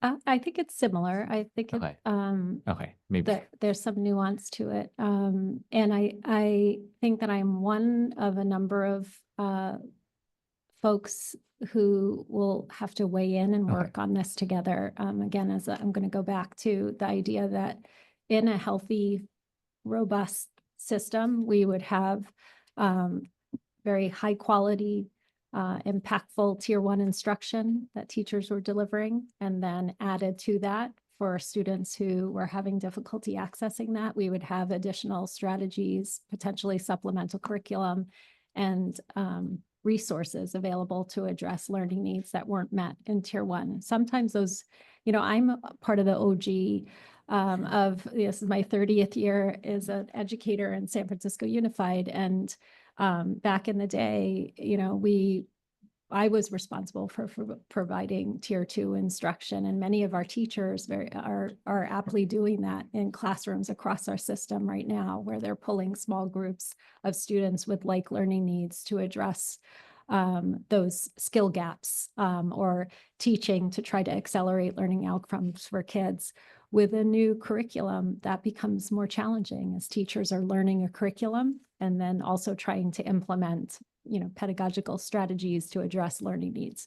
So our teachers are going to continue to require support of coaches, assistance with professional learning and embedded professional learning, where they're planning together and really understanding the curriculum and strategies that are impactful for kids. The challenges I think we face without other defined resources and services for kids at tier 2 and tier 3 are the questions I think we're going to have to grapple with, is how do we provide that level of support and service to kids who tell us they need it because they aren't able to demonstrate proficiency in certain areas of their learning. So I think this is a much more complex conversation to be had, and it requires other colleagues at the table to put our heads together around how are we going to use the resources we do have available to support teams at school sites to meet the needs of students. Thank you. Maybe I'll just end with this of, you know, at a time where a lot of transitions are taking place, I would hope that there's clarity coming around what sites are expected to do versus central services supports that are coming to schools versus county functions that come into play, and recognizing that our resources are dwindling a bit. Well, maybe dwindling is an intense word to use. It's dwindling. Okay, we're dwindling our resources are dwindling, and as they dwindle, then, you know, we need to do what we are gonna say we're gonna do well. And so what does that mean then in terms of leveraging the various levels of support that we have for our students? I will just then acknowledge, given that you had mentioned the retention of educators that we do have and the possibility of growing our services in-house. And I think the more that we can do that and see a multi-year plan around that, I think the more energized we can be around what those services look like more sustainably internally for the district. So I'll leave it at that. Thank you. Hi, thank you, both. To Dr. Bennett, really, I appreciate the clarifications as part of your presentation, and hearing sort of the perspective and the vantage point, and also the goals of this particular report, what they were and what they weren't.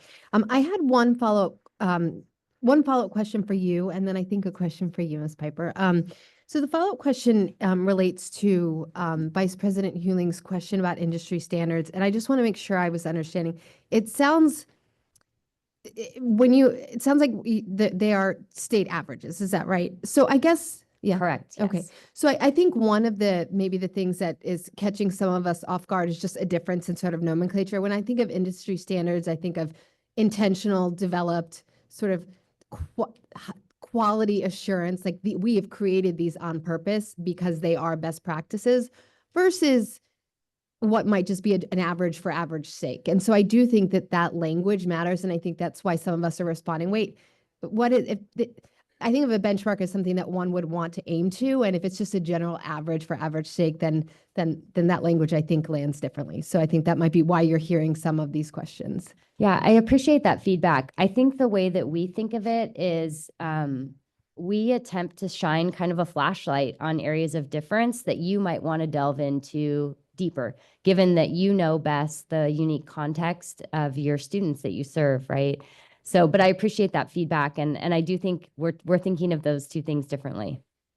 So that's good to make sure that we're thinking, if we are going to have the conversation, that we're thinking about it from the same perspective. So thank you for that clarification. And actually, that substantive question might actually be for both of you. Is are there specific suggestions regarding county versus district resources allocated to SPED services?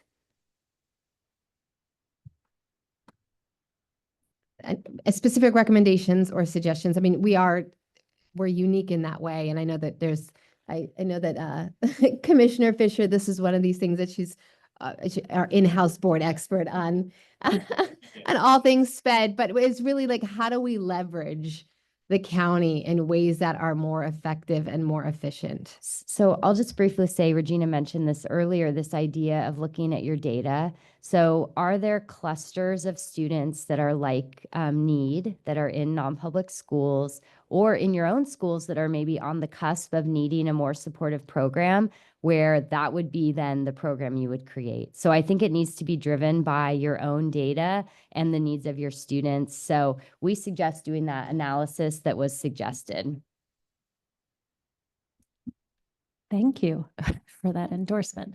No, I think what I would say about that, something that was very helpful about this process from my perspective as someone new coming into this role, was the need to produce large data sets and very varied data sets in response to the requests from the reviewers. And what it highlighted for me is that there were very inconsistent data sets and in some cases, maybe not reliable data sets that informed our thinking about our staffing, where the vacancies were, the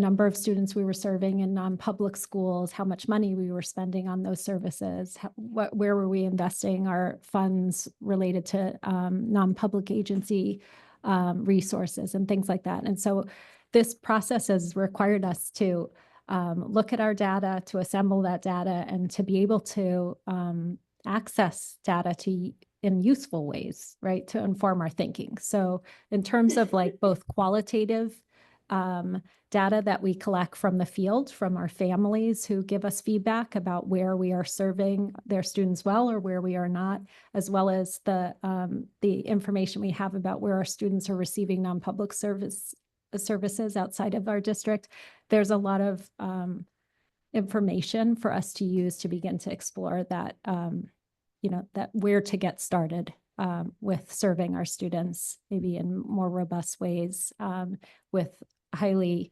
specialized evidence-based practices and maybe different staffing ratios that are more county-like.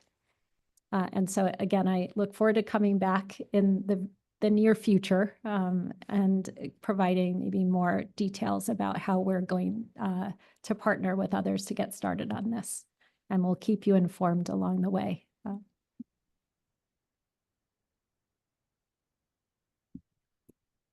Great. Hard to follow all the fellow commissioners.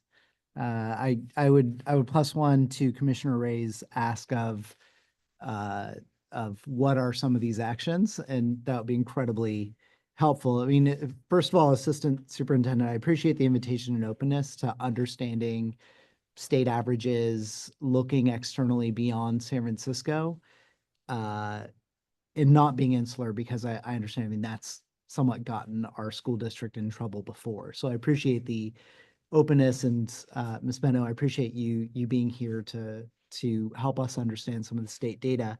And hopefully this helps us to understand what programming as alternatives to NPSs we may have, or where we may be able to reduce contracting that helps us with diminished, I think as you put it, dwindling resources. So diminished.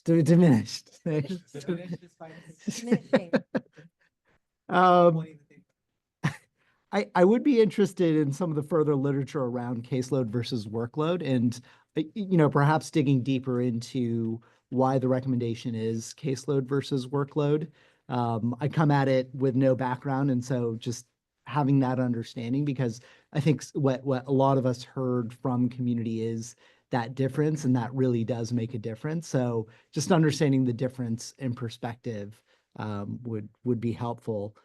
In addition to, I think, to echo what Vice President Hewling and Commissioner West Ward shared, understanding if there are benchmarks that you can share with us, actual benchmarks versus averages, where you've seen it done well, that you'd point to as, for lack of a better word, perhaps paragons of school districts that have been able to do more with less, given the significantly underfunded area of special ed.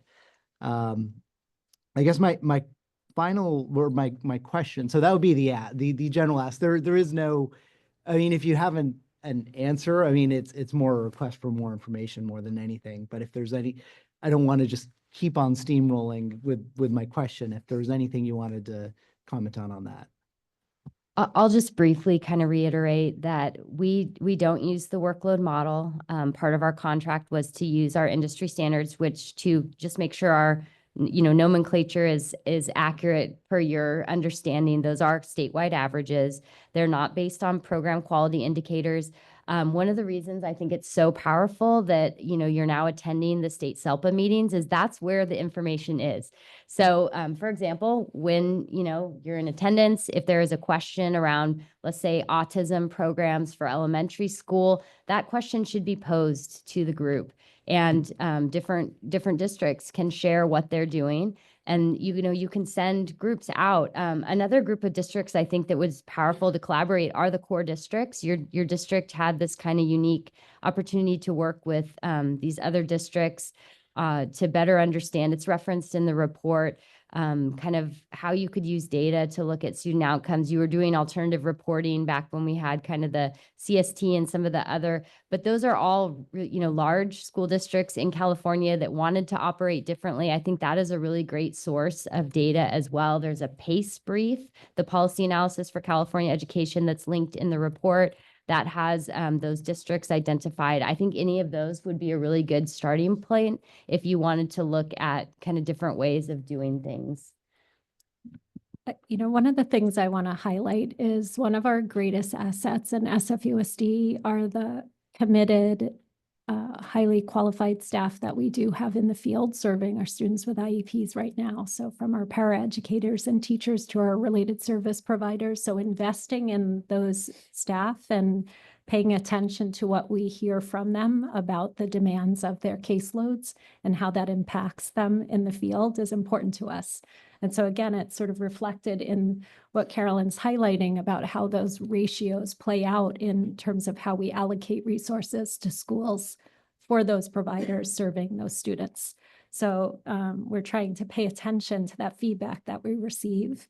And I think one of the ways that we can retain our staff and support them through, I think one of the things that that I often hear case managers say, and it's important to note, is that a case manager of a child with an IEP has to be both a highly qualified teacher and a highly qualified case manager who understands the nuances of compliance and writing compliant IEPs and then implementing those plans. And so supporting the staff that we have through in these ways is really critical. And then working hard to ensure that we don't have unfilled positions that put further strain on existing staff is also an area of great importance. So when we think about what makes a caseload more manageable is having a partner in the work where they're supposed to be to address the caseload needs of students at the school, and having adequate paraeducators or speech and language pathologists or school psychologists who are assisting. And so again, that focus that we have on recruitment and retention and support of those staff members in our schools is really critical to also uplift those who are in place and holding the work, important work of serving our students. So it's sort of a roundabout way of sort of answering your question about caseload and workload, but just really trying to uplift the need for us to constantly be in touch with what our staff are experiencing in the field so that we can be responsive as we're making recommendations for change. I appreciate that. Thank you. Thank you both for those answers. And I appreciate the idea of ostensibly a community of practice that comes from attending SELPA and learning from peers. The question I wanted to ask was, what caught my eye was on page 16 as we look at preschool least restrictive environments. And, this idea, if I'm picking up, please correct me if I'm wrong, picking up what you're putting down, it's this idea of some of the, pre-K interventions that may help as we seek to reduce the number of students in restrictive environments or in tier 2 needing tier 2, tier 3 supports. And I'm curious if, this is one of the things that we continue to hear from community members is go to the city, ask for more support. And it feels like this would be a natural way in which we could partner. So I'm wondering if you could perhaps shed a bit further light on if there are ways in which you see us being able to utilize either, increasing pre-K, TK enrollment, preschool, or what other interventions we might be able to either internally work on that are preschool or early childhood related, or perhaps go to the city and seek assistance with.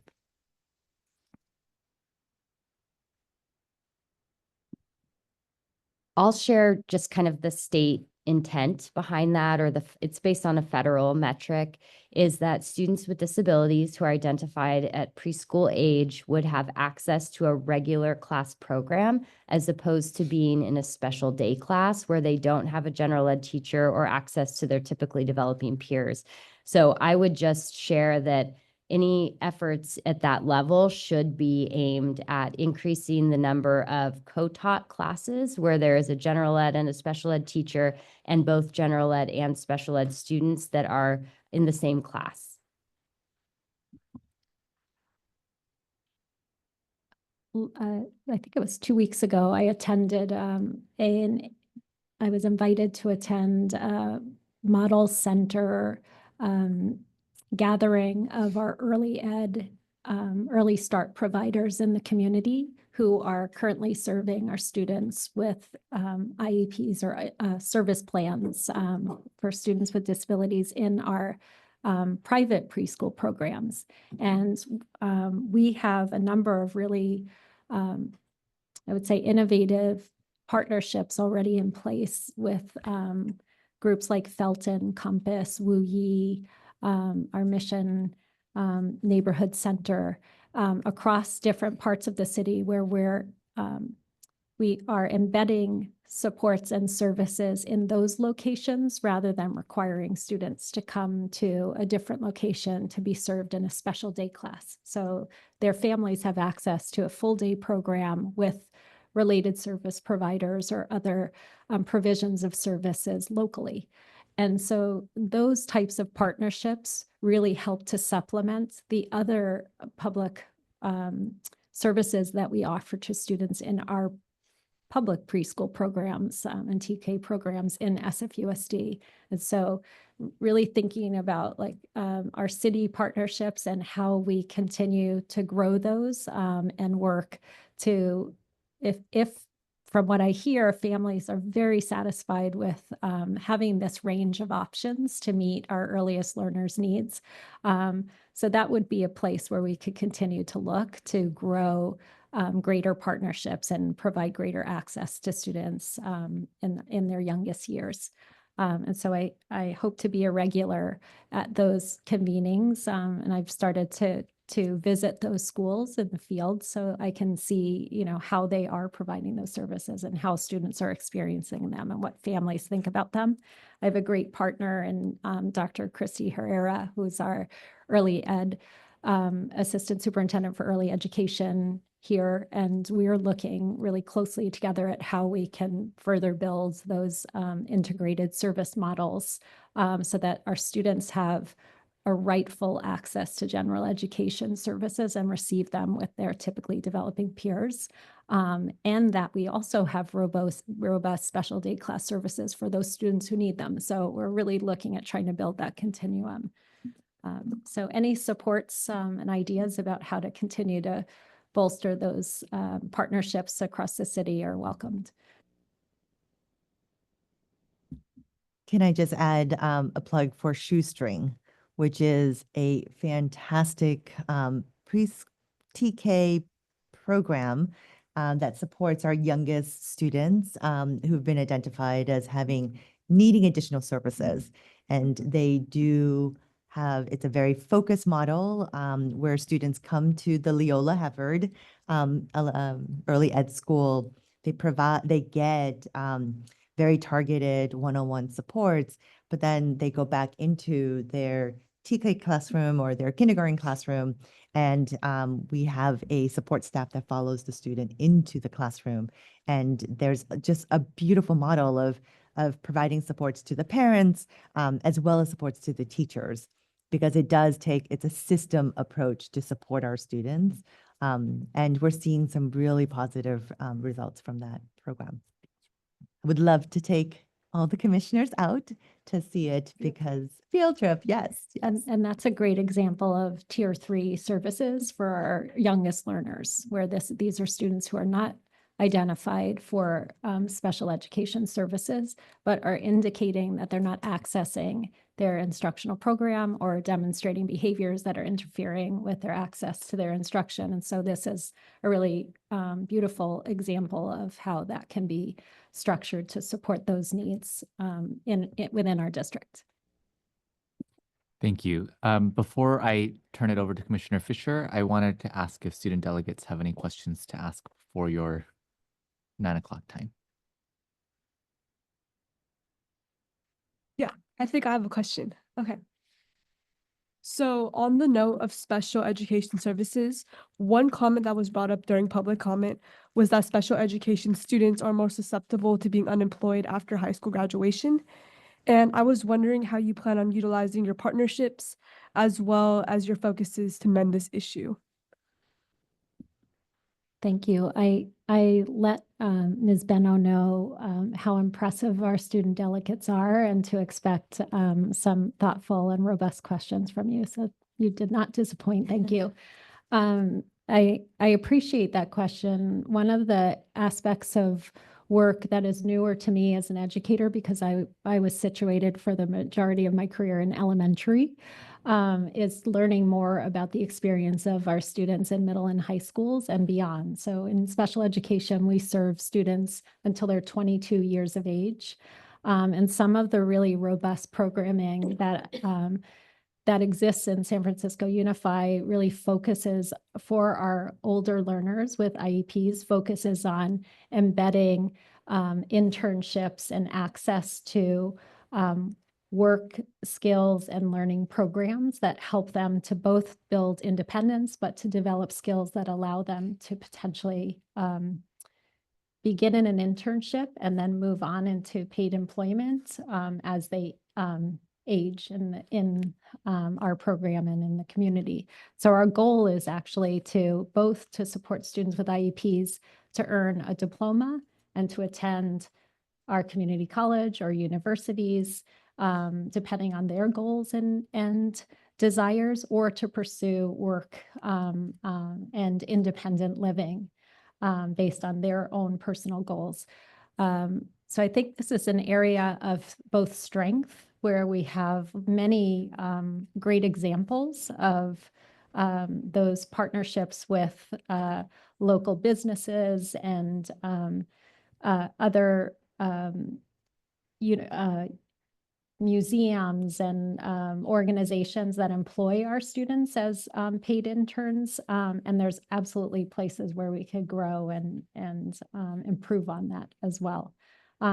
Some of our, I'd say one area I would say is really ensuring that we're preparing our students to be college and career ready, right? And so again, like paying attention to those markers along the way that help us to ensure that our students who have IEPs have access to A to G requirements, that they have access to advanced placement classes or access to the types of additional supports that allow them to bolster skills where they are, not demonstrating success yet, allows them then to have greater access to receive diplomas or certificates of completion or to be able to apply for jobs in the future. Yes, and in your response, you mentioned that you've provided student or special education students in the past with paid internships. And I was wondering what were some examples of that? Yeah, so currently we have students who intern at the different museums in throughout the city. They're through similar to the college and technical career tracks where students are placed in internships for the summer or throughout the school year. Many of our students with IEPs access those too. So they're not just located in our special ed services department, but they are offered to students with IEPs across the district. So it could be, different grocery stores or retail stores or museums and things like that. Yeah, nonprofit organizations or. Thank you. Yeah, no, thank you for asking. I'll just quickly follow up on that last bit, knowing a lot about the career and technical pathways that many students go to, not every school has one of those, and also not every school has a bunch of those programs that they can go into. So also, what's from the district perspective, the strategy to then get more people that are available those programs, since not all of them are available at every school, and some schools only have like one or none at all. Yeah, this is an excellent question. Part of what feels sometimes unique about special ed services is that it's perceived as something separate from general education. And one of the things that I think is really important to continue to highlight is that our students who have IEPs and receive special ed services are general education students first. And so they should start with having access to all of the different resources that are available to each and every student in our district, and that those who require more to access those resources have more. So I think the best way to approach this question is to think about the ways in which I and our team in special ed services can better partner with our career and technical, our CTC department, to make sure that we're supporting their thinking around advancing the number of internships wherever possible that include our students with IEPs. We have both students who access those through the general ed realm, but we also have students who access it through our special ed services department or their department chairs at their own high school, or through our access program, who work to support our students who are 18 to 22 years old. So I think there's better ways for us to partner together so that we're really looking holistically about all of the different internships and work programming, and also career technical assistance that we could be providing to students a bit differently. And there are great examples where there's collaboration, and I think there's more room to grow in that area. Thank you. Yeah, thank you for that question. Okay, before we leave, I have one more clarifying question. I was kind of pondering on it. You mentioned that you make it a big goal to offer students with IEPs apprenticeships and paid opportunities, but not all special education students have IEPs, as many are still in the process of being evaluated, and some are delayed, as mentioned in public comment earlier. So how are you catering to those students who are not recognized for the support that they need, but still need? So for students who are demonstrating needs but may not yet be eligible for an IEP. Because maybe there's a delay in getting them assessed.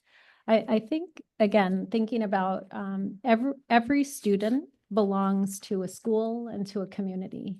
And when a student's demonstrating needs and their needs aren't being met, it's incumbent on the school community to wrap ourselves around that student to figure out how to address those needs.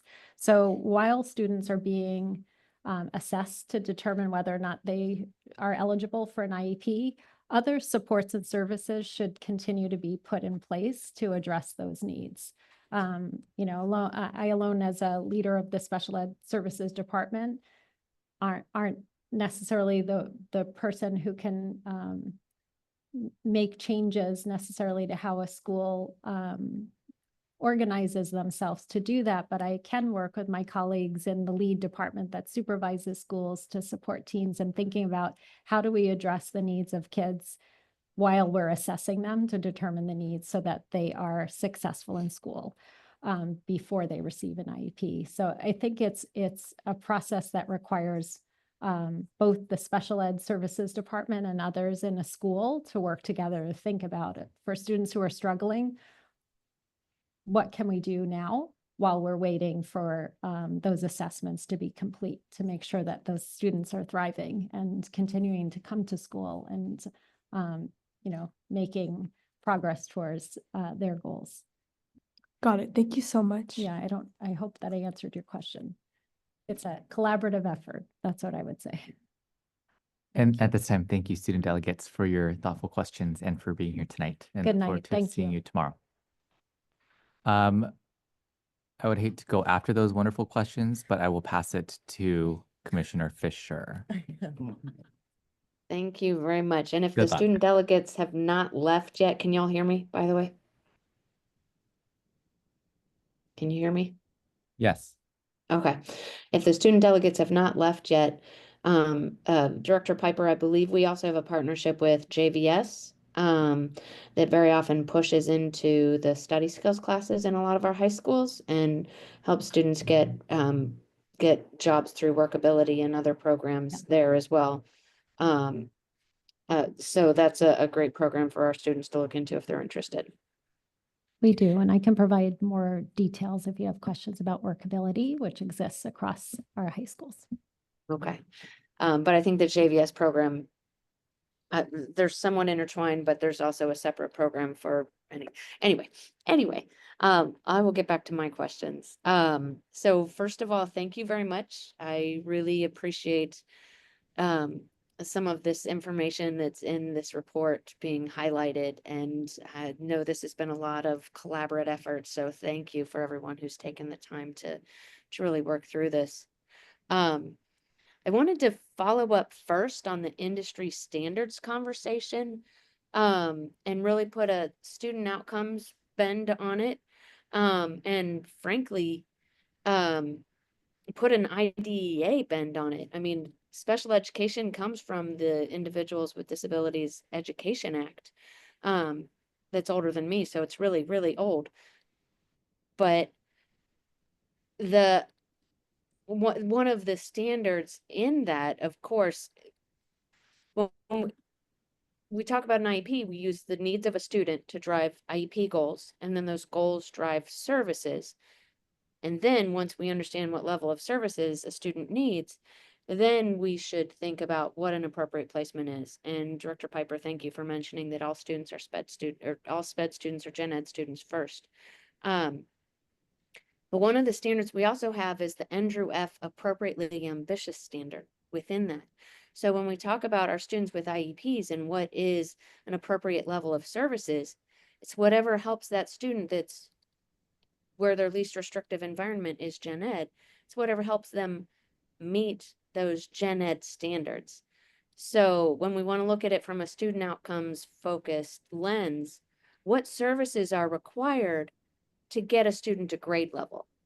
And then that's how we should, if we really want to be student outcomes focused, that's the lens that we need to be using here to determine, what standards we're going to be using. And so I'll take the example of dyslexia because we have the California Dyslexia Guidelines from 2017. Before then, we very often didn't say the word dyslexia in IEPs. Now we do, right? So if we've got a student that's identified with dyslexia and needs that specially designed instruction in San Francisco Unified, that's going to be either the Wilson program or the Spire program. Those are the two curricula that we generally use at Tier 3. Both of those programs say that if you're going to implement them with fidelity, if you look at the technical manuals for both, then that's going to be 45 to 60 minutes. Each lesson is laid out for 45 or 60 minutes, give or take. 4 to 5 days a week in small group instruction. The manual all says this, no more than 2 or 3 other students, all grouped at the same level. And so to implement this with fidelity, and if you do that right, you can really increase a student's reading proficiency and help them build the skill set to, to, I won't say overcome their dyslexia, but to accommodate it. So when we want to talk about industry standards and staffing, if we really want to put the services in place, maybe that's how we should be looking at industry standard. Commissioner And Fisher, I'll just encourage you to get to a question so we can. that's just one example. Okay. So I guess the question you. really is, when we talk about industry standards, there is a huge overlay with compliance as well. So are we looking at, why are we not looking at industry standards more from the standpoint of these best practices that we have from the curricula that we're already using? We've got best standards in the speech and language, ASHA is the Speech Hearing Language Association, I think it is. There's, the California Association of School Psychologists. We have so many best practices that we could look at and utilize in determining what would be more appropriate for our students. And the beauty, I'll go back to the dyslexia example there, because very often with dyslexia, if you provide those high dosage of services, you get a kid back to grade level and you can actually demit them from special education. So that's not true with all kids and all disabilities, but that is if we want to get away from over-identification, that's key. I wanted Commissioner to, Fisher, I'm just gonna encourage you I've again got to a get to a lot. question. I asked the question. Oh, can you repeat the question, please? Why aren't we using some of these industry best standards Mm. and the best practices that our own internal curriculum suggests that we should do in order to develop appropriate staffing levels? How about that? Why don't we follow the guidelines set out in Spire and Wilson, if those are the two curricula that we've chosen as far as identifying the number of minutes that should be in IEPs, and then therefore the caseloads that are required? If we really want to talk about student outcomes, let's focus on the student instead of staffing levels. Let's focus on the student outcomes instead of the adult output or the adult input. How about that? Is that a fair question, President Kim? Thank you. So for Okay. the purpose of the FCMAT report, the study agreement stipulated that we were going to compare your staffing to our industry standards. So that's why we conducted our work in the way that we did. Okay, then my question, actually, I appreciate that clarification. So my question is more for Dr. Sue and Director Piper. Because the report here from FCMAT is a guideline, and it's encouraging us to take a deeper dive and use this as part of our analysis. So I'm requesting that additional layer of analysis. So in regard to the question you asked related to Wilson and Spire and our ability to staff so that teachers can effectively address the guidelines that are standardized in those curriculum, it requires the thinking both of myself in special education services, but also in general education services, because the majority of teachers who were trained to work with Wilson, as an example, were general educators. They were RTIFs. And so for our part, really working with our case managers who have students who have dyslexia or dyslexic-like characteristics, making sure, number one, that they have the training that allows them to implement Spire with fidelity, but also that allows them to have the time to do so, is a tremendous challenge. And I don't disagree with you, Commissioner Fisher. This is an aspect of work that leaves us vulnerable in ways when we're not able to provide that systematic instruction that is recommended and agreed to in a student's IEP. So I think that's absolutely an area of work for our special educators and supporting our special educators.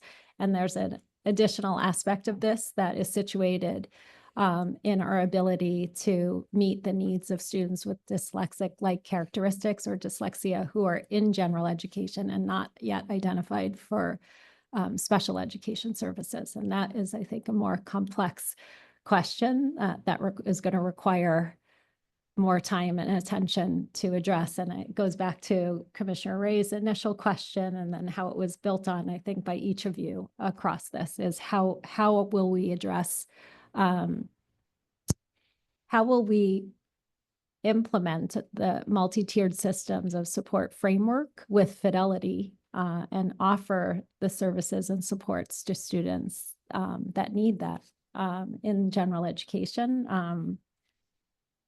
And that is I would say, one question that I'm not going to be able to successfully answer alone tonight. And so it requires us to come back together to do so. So, and many of my commissioners before me have asked some very specific questions, and I appreciate Commissioner Ray starting us off with, when will we get more specific, information, timelines, things like this. So I am also in agreement on getting some more concrete action plans and timelines on a lot of this. My next question/comment on slide 15, 16, and 17, there was a lot of information about least restrictive environment. And in the areas where we are meeting those objectives, that's fantastic. I also want to point out that least restrictive environment is defined as gen ed with appropriate supports and services. So trying those paraeducators, and in some cases, the one-to-one paras that are appropriate, that is part of the least restrictive environment. And so when we look at, where I'm struggling, where I see tensions is on one hand, we're doing a really great job in meeting some of these metrics, but also in no small part because we do implement so much staff support in the form of paraeducators in the gen ed environment, in the least restrictive environment. For example, paras are built into the early ed environment. So when we talk about what staff is going to look like moving forward, Director Sue and, Superintendent Sue and Director Piper, how are we accounting for our current successes as we're planning for next year? So that's one question. And I don't know if you want me to ask all my questions or how you want me to move forward with this, President Kim, because I have a couple more related to this as well. Why don't you go ahead and ask all your questions, and then we'll give an opportunity for staff and the superintendent to respond. Okay, great. Thank you. And then I think one of the other points I really want to make on slide 29, I would really caution us against some of those assumptions about paraeducators, some of that language that's used there, and I haven't seen the research that was referenced, but frankly, they're quite ableist. To assume that having a paraeducator in a student's environment is going to make them more dependent on the person, frankly, I find that offensive, not just to the student, but to the paraeducator and the other adults in the room as well. If a para and the teacher they are working with are both highly trained and collaborative, it can be a miraculous environment for a student. And in fact, that para can model the appropriate skills that a student needs in order to gain the independence that we want them to gain. So I think a lot of it comes down to the training and support provided, and I would caution us against making ableist assumptions in this report or how we staff. And I think that really my colleagues have answered or asked the rest of the questions. So I think that's it. I'll go through my notes here real quickly. But, CSACE. We haven't talked at all about CSACE, although it is mentioned in the report. It was not mentioned at all in the slide deck. And one of our commenters brought up the disproportionality. And I think it's very, very, very important for us to talk about the fact that not only are we over-identifying some students, but we are also under-identifying other students, which leads to the disproportionality that is actually costing us part of our special education budget. 15% of it is being redirected back to gen ed in order to develop plans to prevent. So in order to prevent that disproportionality, so where do we stand with our current CSACE action plan? And what is the action there? Where do we stand on that? And I think that's the last of my questions, so I'll hold for your answers. Thank you, Commissioner Fisher. I think just very quickly in response to some of your questions regarding just the dwindling, diminishing budgets that we are experiencing. One of the things that I have prioritized in this budget is to make sure that we do not lay off teachers so that we can have teachers in every single classroom, because we know that if we have a strong tier 1 infrastructure, that is going to be the basis of having a strong student population. So and this actually goes to your question around CSAS as well, because we need to make sure that we have the supports, the instructional supports in place in general education. And that includes professional development for the teachers, standardized curriculum across all schools, right? So that we can have teachers who have the supports to implement a curriculum to fidelity so that these students can succeed. So number one is that we're trying to make sure that there's going to be a teacher in every single classroom. Number two is for us to be better at identifying or supporting teachers to identify students who need additional supports so that we can provide the small group support so that help teachers differentiate within the classroom so that we can address and tackle all the additional needs that our students have before they then elevate to a higher level of need, such as an actual pullout from the classroom. So we're trying to work towards that. It is very difficult within a shrinking budget, but part of what we have shared already with the board is that, number one, we're not making the layoffs to teachers. Number two, part of our budgeting strategy is to make sure that we continue to hire for special education teachers as well as paras, because we know that's what our students need. So, you know, while we're making these reductions, we're still actively trying to hire more paras so that we can do a lot of the supports that our students need. Maybe I'll start with the second question first. Commissioner Fisher, about where are we with the CSACE plan? We are let's see, about a month and a half ago, I invited or voluntold colleagues of mine from across different departments to join me at our roadshow convening with the California Department of Ed. So I had representatives from our lead team who supervise our school principals, our assistant superintendent from Student Family Services Department, Crystal Hawkins, who leads our shoestrings department in early ed, our ombuds person, our data and compliance and operations folks from our team, our current CSACE team, to join together to think about the revisions of the 25-26 we're calling it SIM for CSACE plan for our significant disproportionality for overrepresentation of African-American students, for special ed eligibilities for emotional disability and other health impairments. So just convening a different group of leaders who represent different aspects of work across our system, number one, is critical to developing the next level of this plan that takes roots in decisions that are made about how we're going to serve our Black and Brown students across schools more effectively, consistently, and successfully. As you said, as when needed, ensure that they have the supports they need so that we are not over-referring them for eligibility where that's not necessary. So I think the first step is trying to convene the right people in the room to develop a plan. But part of the plan that we're centering on is really understanding some of the root causes that lead to these over-representation and over-referrals for special ed services. And one of the ideas that came from this work that's also sort of founded in feedback from families that we've received over time is the need for us to focus and center on what does it truly mean to create inclusive environments where students have rightful access to general education classrooms and school communities. And so because of my involvement with SELPA, I met the leaders of California Supporting Inclusive Practices,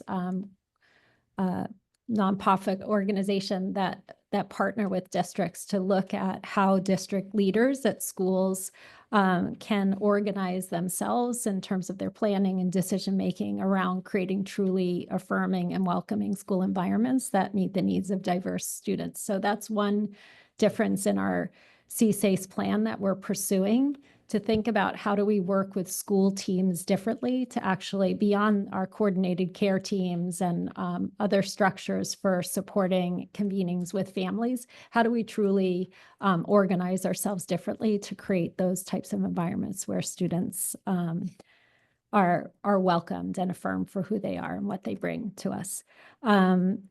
The plan, the next level of this plan has to be submitted, or the first part of the plan has to be submitted in July. And so we're going through the process of engaging in file reviews of students and initiating that process to really revisit some of the root causes and types of issues that are leading to this over referral of students and over representation of our Black students for special ed services. So it's underway. Dr. Carlene Aguilera Fort isn't here to speak to that, but I am definitely an active partner right now in the work and trying to move that process in a way that really engages our partners and our staff across different departments to help to develop a plan that results in the last plan for SIG-DISP. Thank you, Director Piper. Sorry. Can I just follow up on that, President Kim?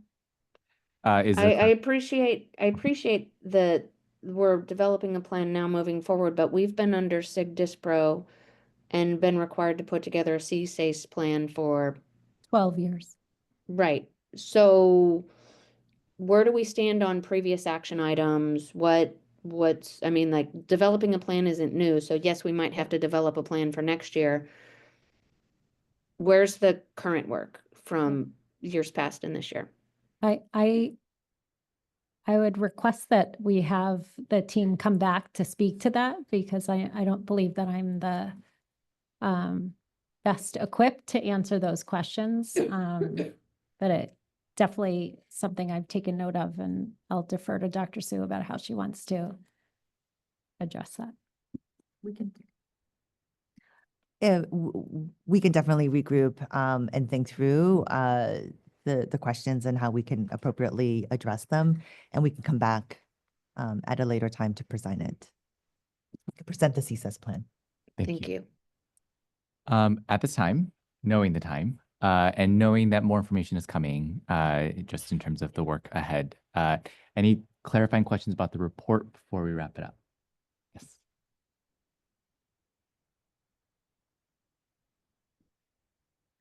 I had stopped earlier at President Kim's request so that everyone would have a chance, but I just wanted to quickly go to my last question and just also say thank you. I was going to ask questions about that actually other commissioners covered, Commissioner Alexander, Commissioner Hewling, about the caseload versus workload and the industry standards thing. So I concur with those questions and would just encourage us not to do something that would functionally normalize failure. We want to be sure we're continuing to improve outcomes. My final question actually comes up somewhat in addition, in connection to what you just mentioned about parents and families. A lot of people, particularly parents and families, have hoped to have more opportunities for their feedback to be incorporated. So I know there's the CAC, which does tremendously good work. Is that our main mechanism? Are there other ways that parents and families can provide feedback and input? Thank you. Commissioner Ray, are you referring to feedback and input about the recommendations in the report, or in general? Are there ways for with respect to this report, because I know a lot of people have had very strong reactions to it, but also more generally, what are the best ways for parents and families to become engaged and provide feedback? Thank you. Yeah. Last night I had our CAC board meeting, and one of the requests at that meeting was to provide time for our CAC board members to dissect their questions and have answers to some of those. And it's a pretty extensive list that have been gathered, not only from the board members themselves, but other families who've been reaching out with questions about the review. Carolyn has agreed to meet with our CAC board members and myself to go through their questions, which sort of goes above and beyond what she's been asked to do. But I'm very appreciative, because I think that effort really means a lot to them, and it means a lot to me and my work with them to be able to address some of the specific things that we discussed tonight. So hopefully some of this discussion that families have been part of today. We'll answer some of the questions and hopefully related to our CAC board, that extra time will also provide the opportunity to ask questions and give feedback.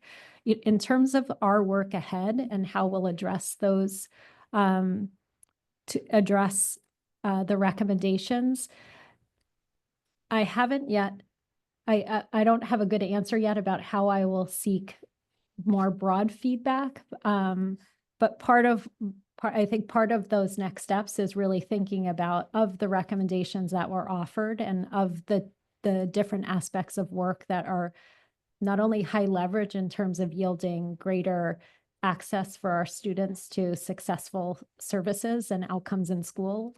I think those guide my my thinking about how to sort of approach the recommendations. But along the way, each of those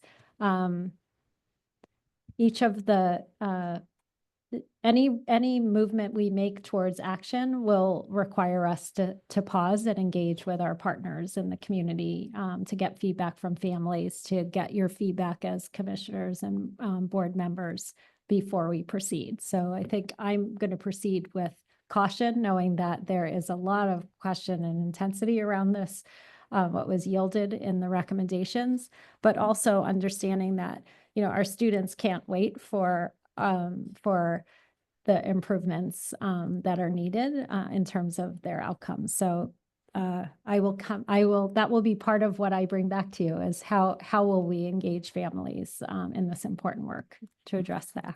Thank you. Yeah, no, thank you. Sorry, I don't mean to be rambly, but I guess it's that time of night. And for that reason, I want to thank you, Ms. Benno, and thank you, Ms. Piper, and your entire team for the report and the partnership. We look forward to hearing more on next steps. Thank you all. Okay. Moving to item F2, superintendent response to student short-term evaluation metrics. I'll turn it over to Dr. Su to present her response. Thank you, Dr. Kim. Wow, soon. Ooh, talk about rambling. President Kim. I believe that all of the commissioners received my written, more formulaic response to the metric a week ago. And today what I wanted to do is to share with you a more verbal response. Not specifically highlighting the different metrics that I indicated in my written response, but more to talk about just the path ahead. So thank you so much for the opportunity. And I just, you know, want to just express my gratitude to SFUSD parents, educators, staff, and students for the privilege to serve as your superintendent. It has truly been an honor for me to be in this role. I truly believe that all of our children and young people deserve access to boundless opportunities, regardless of their circumstances. This is the mission of public education. This is what I truly believe is the American dream. So once again, thank you for the opportunity to respond to these short-term metrics. I will note that these metrics represent our commitment to getting from our very difficult moment today, where we all want to be, a place where we can stand proud of what we've done to bring our public schools from merely surviving to fully thriving. When my family arrived in America as refugees from Vietnam, we had nothing. We lived in public housing in Boston. I went to Head Start. I entered kindergarten not knowing how to read nor speak English, but I had fantastic teachers who took me under their wings and really, truly guided me. My parents fled war and devastation and placed their faith and their children into America's public education. It provided me with the opportunity to learn, to grow, to be safe, and to excel. I am where I am today because of public education and all the caring adults who supported me along the way. Now I have this wonderful opportunity to raise my own children here in San Francisco, a city where I love and cherish. As a former SFUSD parent and lifelong public servant in San Francisco, I know that parents are deeply invested in our thriving school district, and they send their students to us every day so that they can also succeed and achieve. After leading DCYF for over 18 years with the vision of making San Francisco a great place for children to grow up, I made the decision to transition into SFUSD so that I can stabilize the district. But as Vice President Huling reminds me all the time, our vision for this district cannot just for us to manage a crisis. Our work today must be one that is progressing towards a district of growth, accountability, and success. We are a city and a school district that truly cares. SFUSD exists to improve the learning and lifelong outcomes of children and young people in this great city of San Francisco. And we can be a district that delivers for our students. Right now, even in this really difficult time, more of our high school students are ready for UC schools than any other county in California. We can build on that and create a reputation of opportunity and excellence where families are attracted to our schools because they believe we will deliver for their children. Reflecting on the last 6 months, there's still a great sense of uncertainty. And you've heard from our SPED report today, we have so much more work to do. Parents are nervous and worried that we are not doing enough for their children. Staff are grappling with tremendous stress and anxiety about their own livelihoods and their life's work.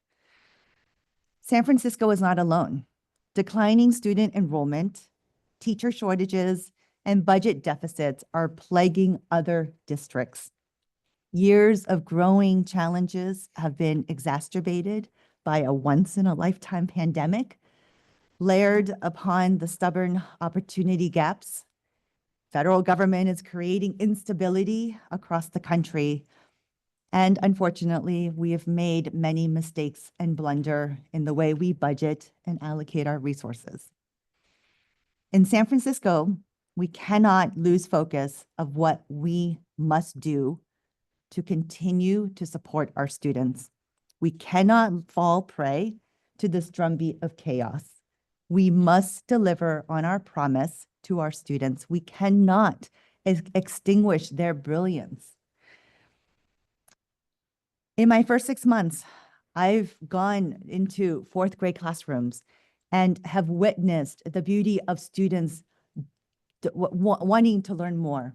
I have joined schools, actually Guadalupe. I know that we had many Guadalupe parents here. I participated as a judge at Guadalupe's Spelling Bee, where I saw students expressing so much joy and triumph in learning how to read and write. I was at Bessie Carmichael's science fair, where we had middle school students telling me about the growth of mold. And I know you were supposed to be with me. Sorry. And how different music impacts your ability to learn. I was at John O'Connell watching and observing a group of high school students debating each other about how self-agency is the most important thing in a young person's life. And I got to watch with VP Huling a few months ago, James Lick students performing at Brava Theater, the SpongeBob SquarePants, the musical. There is magic happening everywhere in our schools, where our students are engaged and challenged. Our duty, my duty, actually no, our duty, is to make sure that every single one of our 50,000 students also feel that magic. It is a district, no, to be a district that delivers on every single one of our students, we need to be able to be committed and focused every single day. Despite the difficulties we are experiencing now, we are progressing on our path of growth, opportunity, and success. One of the most consequential choice that a parent makes is where to enroll their child. And more parents are choosing SFUSD. We are seeing a significant increase in our enrollment application just this year. We saw increases in kindergarten, in 6th grade, and in 8th grade application. But the largest increase we saw, which was 700 additional transitional kindergarten applications this year. This is huge because these are students of our future. This is how we grow. Keeping these families engaged and enrolled is key.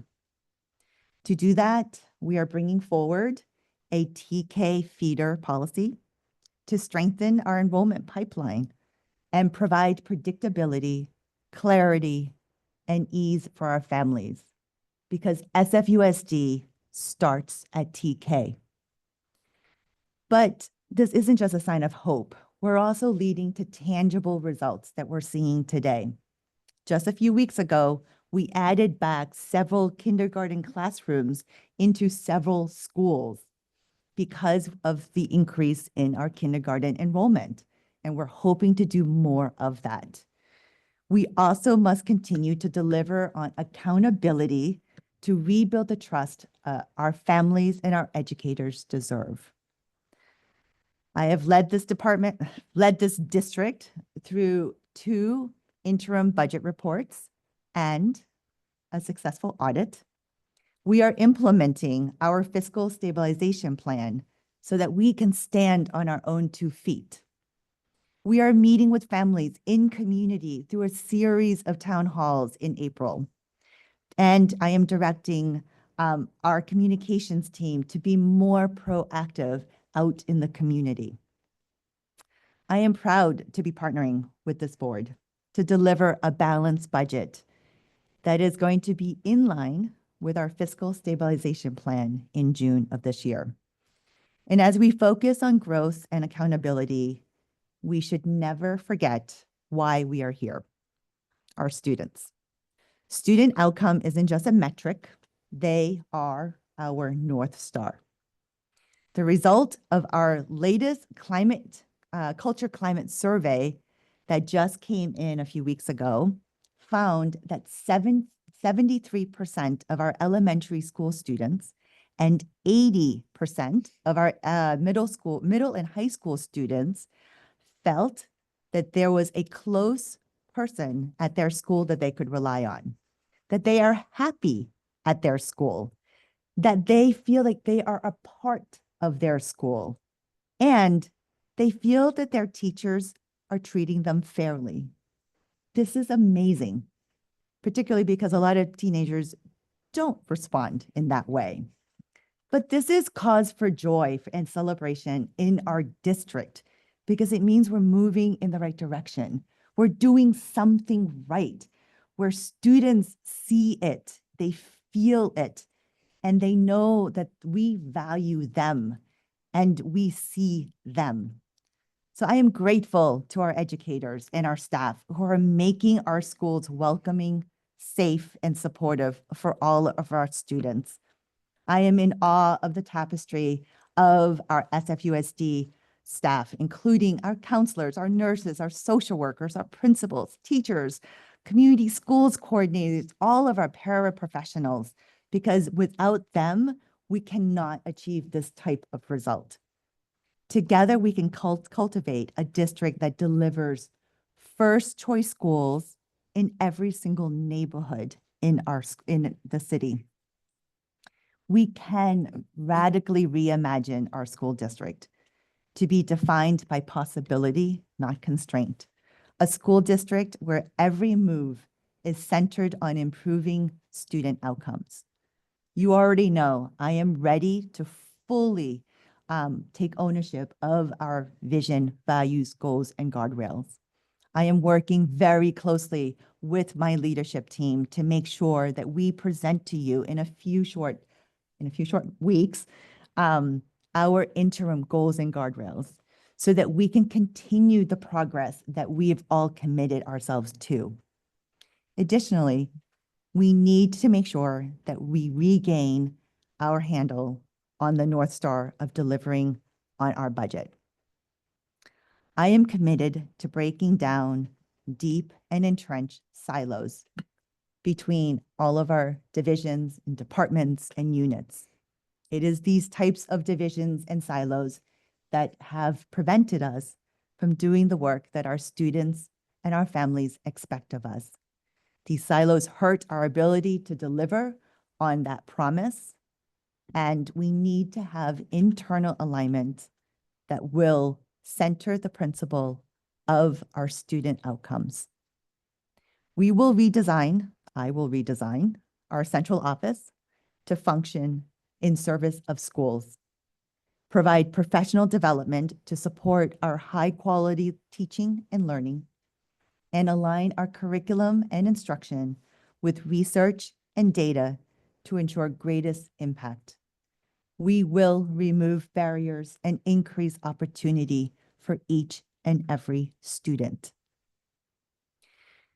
Meaningful change is not some vague dream. It's a destination that I truly, truly believe we can reach. My ask of you is that we do it together as a unified school district. I am committed to working with the board as a governance team to get there. To quote our very, very famous George Washington student, Dr. Maya Angelou, do the best you can until you know better. Then, when you know better, do better. Every day, we focus on doing better. This is how we grow, how we hold ourselves accountable, and how we make progress towards a successful, thriving school district that serves all of our students, families, and educators. I am grateful to be able to share this journey with you during this pivotal moment of our public school, our city, and our future. Thank you very much for the opportunity. Thank you, Superintendent Sue, and for members of the public, attached onto that this item is the superintendent's response more formally to the metrics that were passed by the board at the last, or actually 2 board meetings ago. I'll open it up for any reflections or questions from commissioners before we move on to our action items. No pressure. So I just had I guess, I don't know if they're called friendly amendments or whatever it is, which included one, recognizing that part of the metrics that I would seek all of us to accomplish would be to get to a qualified certification by December of 2025. And I think Yes. Superintendent Sue's. Yes, I know that Mr. Ducharme is listening. Please make sure you take note of that. We will get to a qualified certification of our budget by December 2025. And then I look forward to working with Superintendent Sue to put in some of the quality assurance and quality control pieces into interim guardrails that you'll be putting forward in a few weeks, as I understand. I think that was it. Thank you. Anyone else? I know that in conversations with board leadership, we've been actively discussing the ways in which the board can support you in the weeks coming ahead of us. So I look forward to that. And in our subsequent board meetings, through our governance calendar work, we've been incorporating some of these updates into our board meetings that are coming up. So hopefully we will see some of those updates come in front of us soon. Any other comments?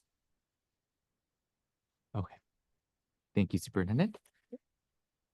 Moving on to item G, action items. G1, 254-8 SP1, Declaration of Need for Fully Qualified Teachers. Can I have a motion and a second, please? So So moved. moved. Oh. Second. I call on the superintendent to introduce this item. Actually, I'm just going to introduce Associate Superintendent of HR, Amy Bear. Good evening. So our item tonight is to approve the declaration of need to allow us some credentialing flexibility for hiring for next year. I just want to reiterate that our goal is to hire fully credentialed teachers, but given the nationwide and local teacher shortages, staff is asking the board to approve a declaration of need for the 25-26 school year.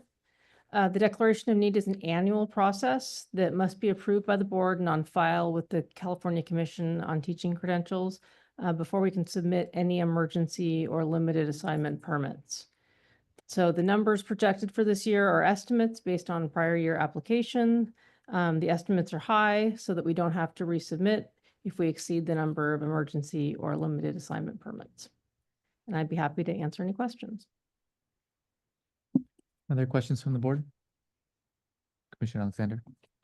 Yeah, I had just asked in the written questions for the data that was used to arrive at the estimates, and the response didn't provide any data. So I was just kind of following up again, and I sent an email response to that, just because some of the numbers just seemed odd to me, but I assumed they were based on data, but I just wanted to see what the data was from previous years or what. Yeah, and there was a response submitted yesterday, but just to provide more clarity, the estimates are based on the numbers that we applied for this year. So we compared the number of emergency permits. It's actually lower because we expect to hire fewer teachers, but the numbers are based on the estimate, this year's actual applications. Thank you. I did not receive that, so thank you for clarifying. Any other comments or questions? Seeing none, roll call vote, please, Mr. Steele. Thank you. Commissioner Alexander? Yes. Commissioner Fisher? Yes. Commissioner Gupta? Yes. Vice President Healing? Yes. Commissioner Ray? Yes. Commissioner Wiseman Ward? Yes. President Kim? Yes. Item G2, 254-8 SP2, approval of executive contracts. Can I have a motion and second to introduce this item? So moved. Second. As I call the superintendent to introduce this item, I also believe that Commissioner Hewling has a remark to make for the board. I'd like to move to suspend the vote and move it potentially to another calendar. Do we have a second? Second. Commissioner Steele. Mr. Steele, can you run a vote for this, please? On the move to suspend vote. Correct. Commissioner Alexander? No. Commissioner Fisher? No. Commissioner Gupta? No. Vice President Healing? Yes. Commissioner Ray? Yes. Commissioner Wiseman Ward? No. President Kim? No. All right. 5 nays, 2 ayes, so it fails. Thank you. Thank you, President Kim. Now I would like to introduce a contract for our general counsel. As many folks know, we've been very lucky to have Namita Brown as our interim interim counsel, as well as Diane Bial as our interim counsel for the district. We have been in search for a general counsel for a while now, and we are so fortunate to be able to present this particular contract for your approval. It is for Manuel Martinez. Manuel has been a partner at Lasagna Smith for many, many years, since 2012, and has actually worked with the district a few years ago as our interim general counsel, and has supported us and the team on many, many issues. He has actually, when he started, I was just looking here, he started his work as the deputy city attorney over at the city of Los Angeles. So you are not shy to anything that San Francisco is going to throw at you. So I'm just really grateful that Manuel is going to be, hopefully will be approved and will be able to join the executive cabinet and to be able to provide the support to this board as well as to the district. So thank you. And Council, I believe you have some language to introduce too. Yes, pursuant to the California Government Code, before the board votes on an executive contract, the board has an obligation to disclose the general terms and the scope, the financial scope of the agreement. The general counsel contract runs from 4/23/2025 through June 30th, 2027. It is going to be compensated at grade 8, step 8 of the management salary schedule. And the health benefits are going to be comparable to the health benefits that are given currently to management employees. The other term that is of relevance here is the buyout term. Should the parties agree to a buyout, any term prior to 6/30/2026 will entail a 3-month buyout, and for terms starting between 7/1/26 through June 30th, 2027, that would be a 6-month buyout. Those are the essential terms of the contract, and now that it is publicly disclosed, the board can actually take a vote on the contract. Thank you. Are there any comments from the board? Roll call vote, Mr. Steele? Thank you. On the executive contract, Commissioner Alexander, Yes. Commissioner Fisher, Yes. Commissioner Gupta, Abstain.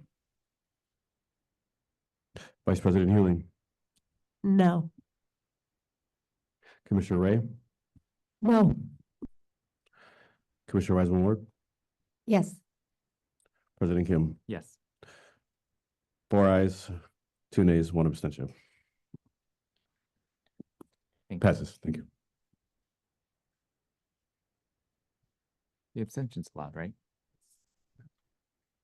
The Oh, sorry. So can you say that one more time? the abstention is counted as a no. Oh, okay. Did you know that? Okay. I'm sorry, the vote is done. Okay. Already. Thank you. Well, now we know. Thank you. Moving on to item H, consent calendar. I also want to note Commissioner Fisher's note about recusing from an item. And I don't know what the order of operations are here for that. It's in the readout. Okay. Oh, great. Oh, is it the same item? I don't see it in the readout. Should I? For the consent. Yeah. Which item? 16, I believe. I can double check if you need me to. Do we need to move to sever that from the consent calendar so that there can be a separate vote on it? So we should move that away from the consent calendar, and that should be taken up as a separate vote after the board votes on the consent calendar. Okay. And which item is that? Just so I'm clear. I don't have the details. I'm going to defer to She said 16. 16, Commissioner Fisher?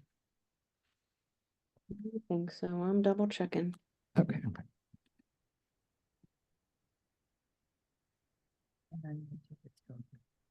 Yeah, so, and council, just so I'm clear on the process here, I will motion to remove that item once identified from the consent. Then we'll introduce the consent. Okay, great. Commissioner Fisher, when you're ready, do you know which item? Item 16, yes. Okay, great. I motion to remove item 16 from the consent calendar so we can vote on it separately. Seconded. Mr. Steele? Thank you. On removing the item, Commissioner Alexander, Yes. Commissioner Fisher, Yes. Commissioner Gupta, Yes. Vice President Huling, Yes. Commissioner Ray, Yes. Commissioner Wiseman Ward, Yes. President Kim. Yes, That passes. thank you. Mhm. Then I motion, or I'd like a motion and a second on the consent calendar right now as it is. So moved. Seconded. Are there any items withdrawn or corrected by the superintendent? Yes, I would like to withdraw item 54. 54, I'm sorry, item 54. Great. Noted. We'll do roll call vote on the consent calendar, please. Thank you. Commissioner Alexander, Yes. Commissioner Fisher. Yes. Thank you. Commissioner Gupta, Yes. Vice President Healing, Yes. Commissioner Ray, Yes. Commissioner Wiseman Ward, Yes. President Kim. Yes. 7 ayes. And then we motion for, okay, can I have a motion and a second for the item 16? So moved. And I believe you need to be removed, Commissioner Fisher. We put Commissioner Fisher in a separate waiting area, please.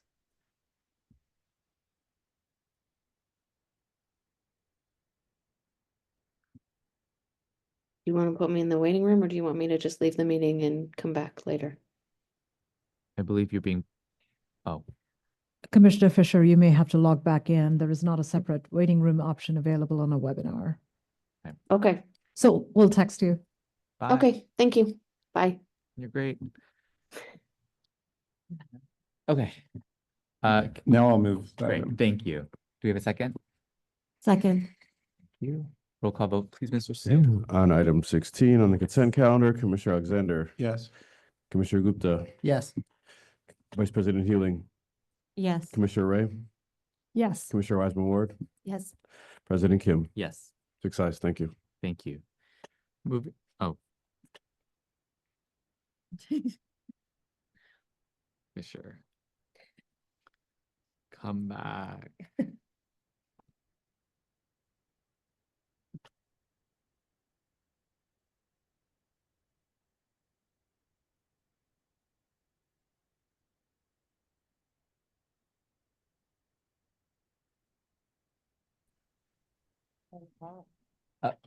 Huh? It was so close. Okay, we need to fix this clause. We're You need to giving fix- too much optimism when we are meeting. What do you mean it's 9 o'clock, y'all? Moving to item I, board member reports. Are there any reports from board delegates to membership organizations? Seeing none, are there any reports by board members? Seeing none, are there any appointments by commissioners to any advisory committees? Commissioner Alexander? Yes, I would like to appoint Sarah Kern to the PFCAC. Noted. Thank you. And item 4, appointment of commissioners to City and School District Select Committee. A meeting of the City and School District Joint Select Committee will be scheduled for April 17th, 2025 at 4 p.m. in the Board of Supervisors Legislative Chamber to hold a hearing on the status and implementation of the Student Success Fund. Under Board Rule and Procedure 9130, I appoint the following 3 board members to serve on the Joint Select Committee. Myself, Vice President Jamie Huling, and Commissioner Matt Alexander. By 2 minutes, I'm so mad. Item J, adjournment. I adjourn this meeting at 10:02 p.m.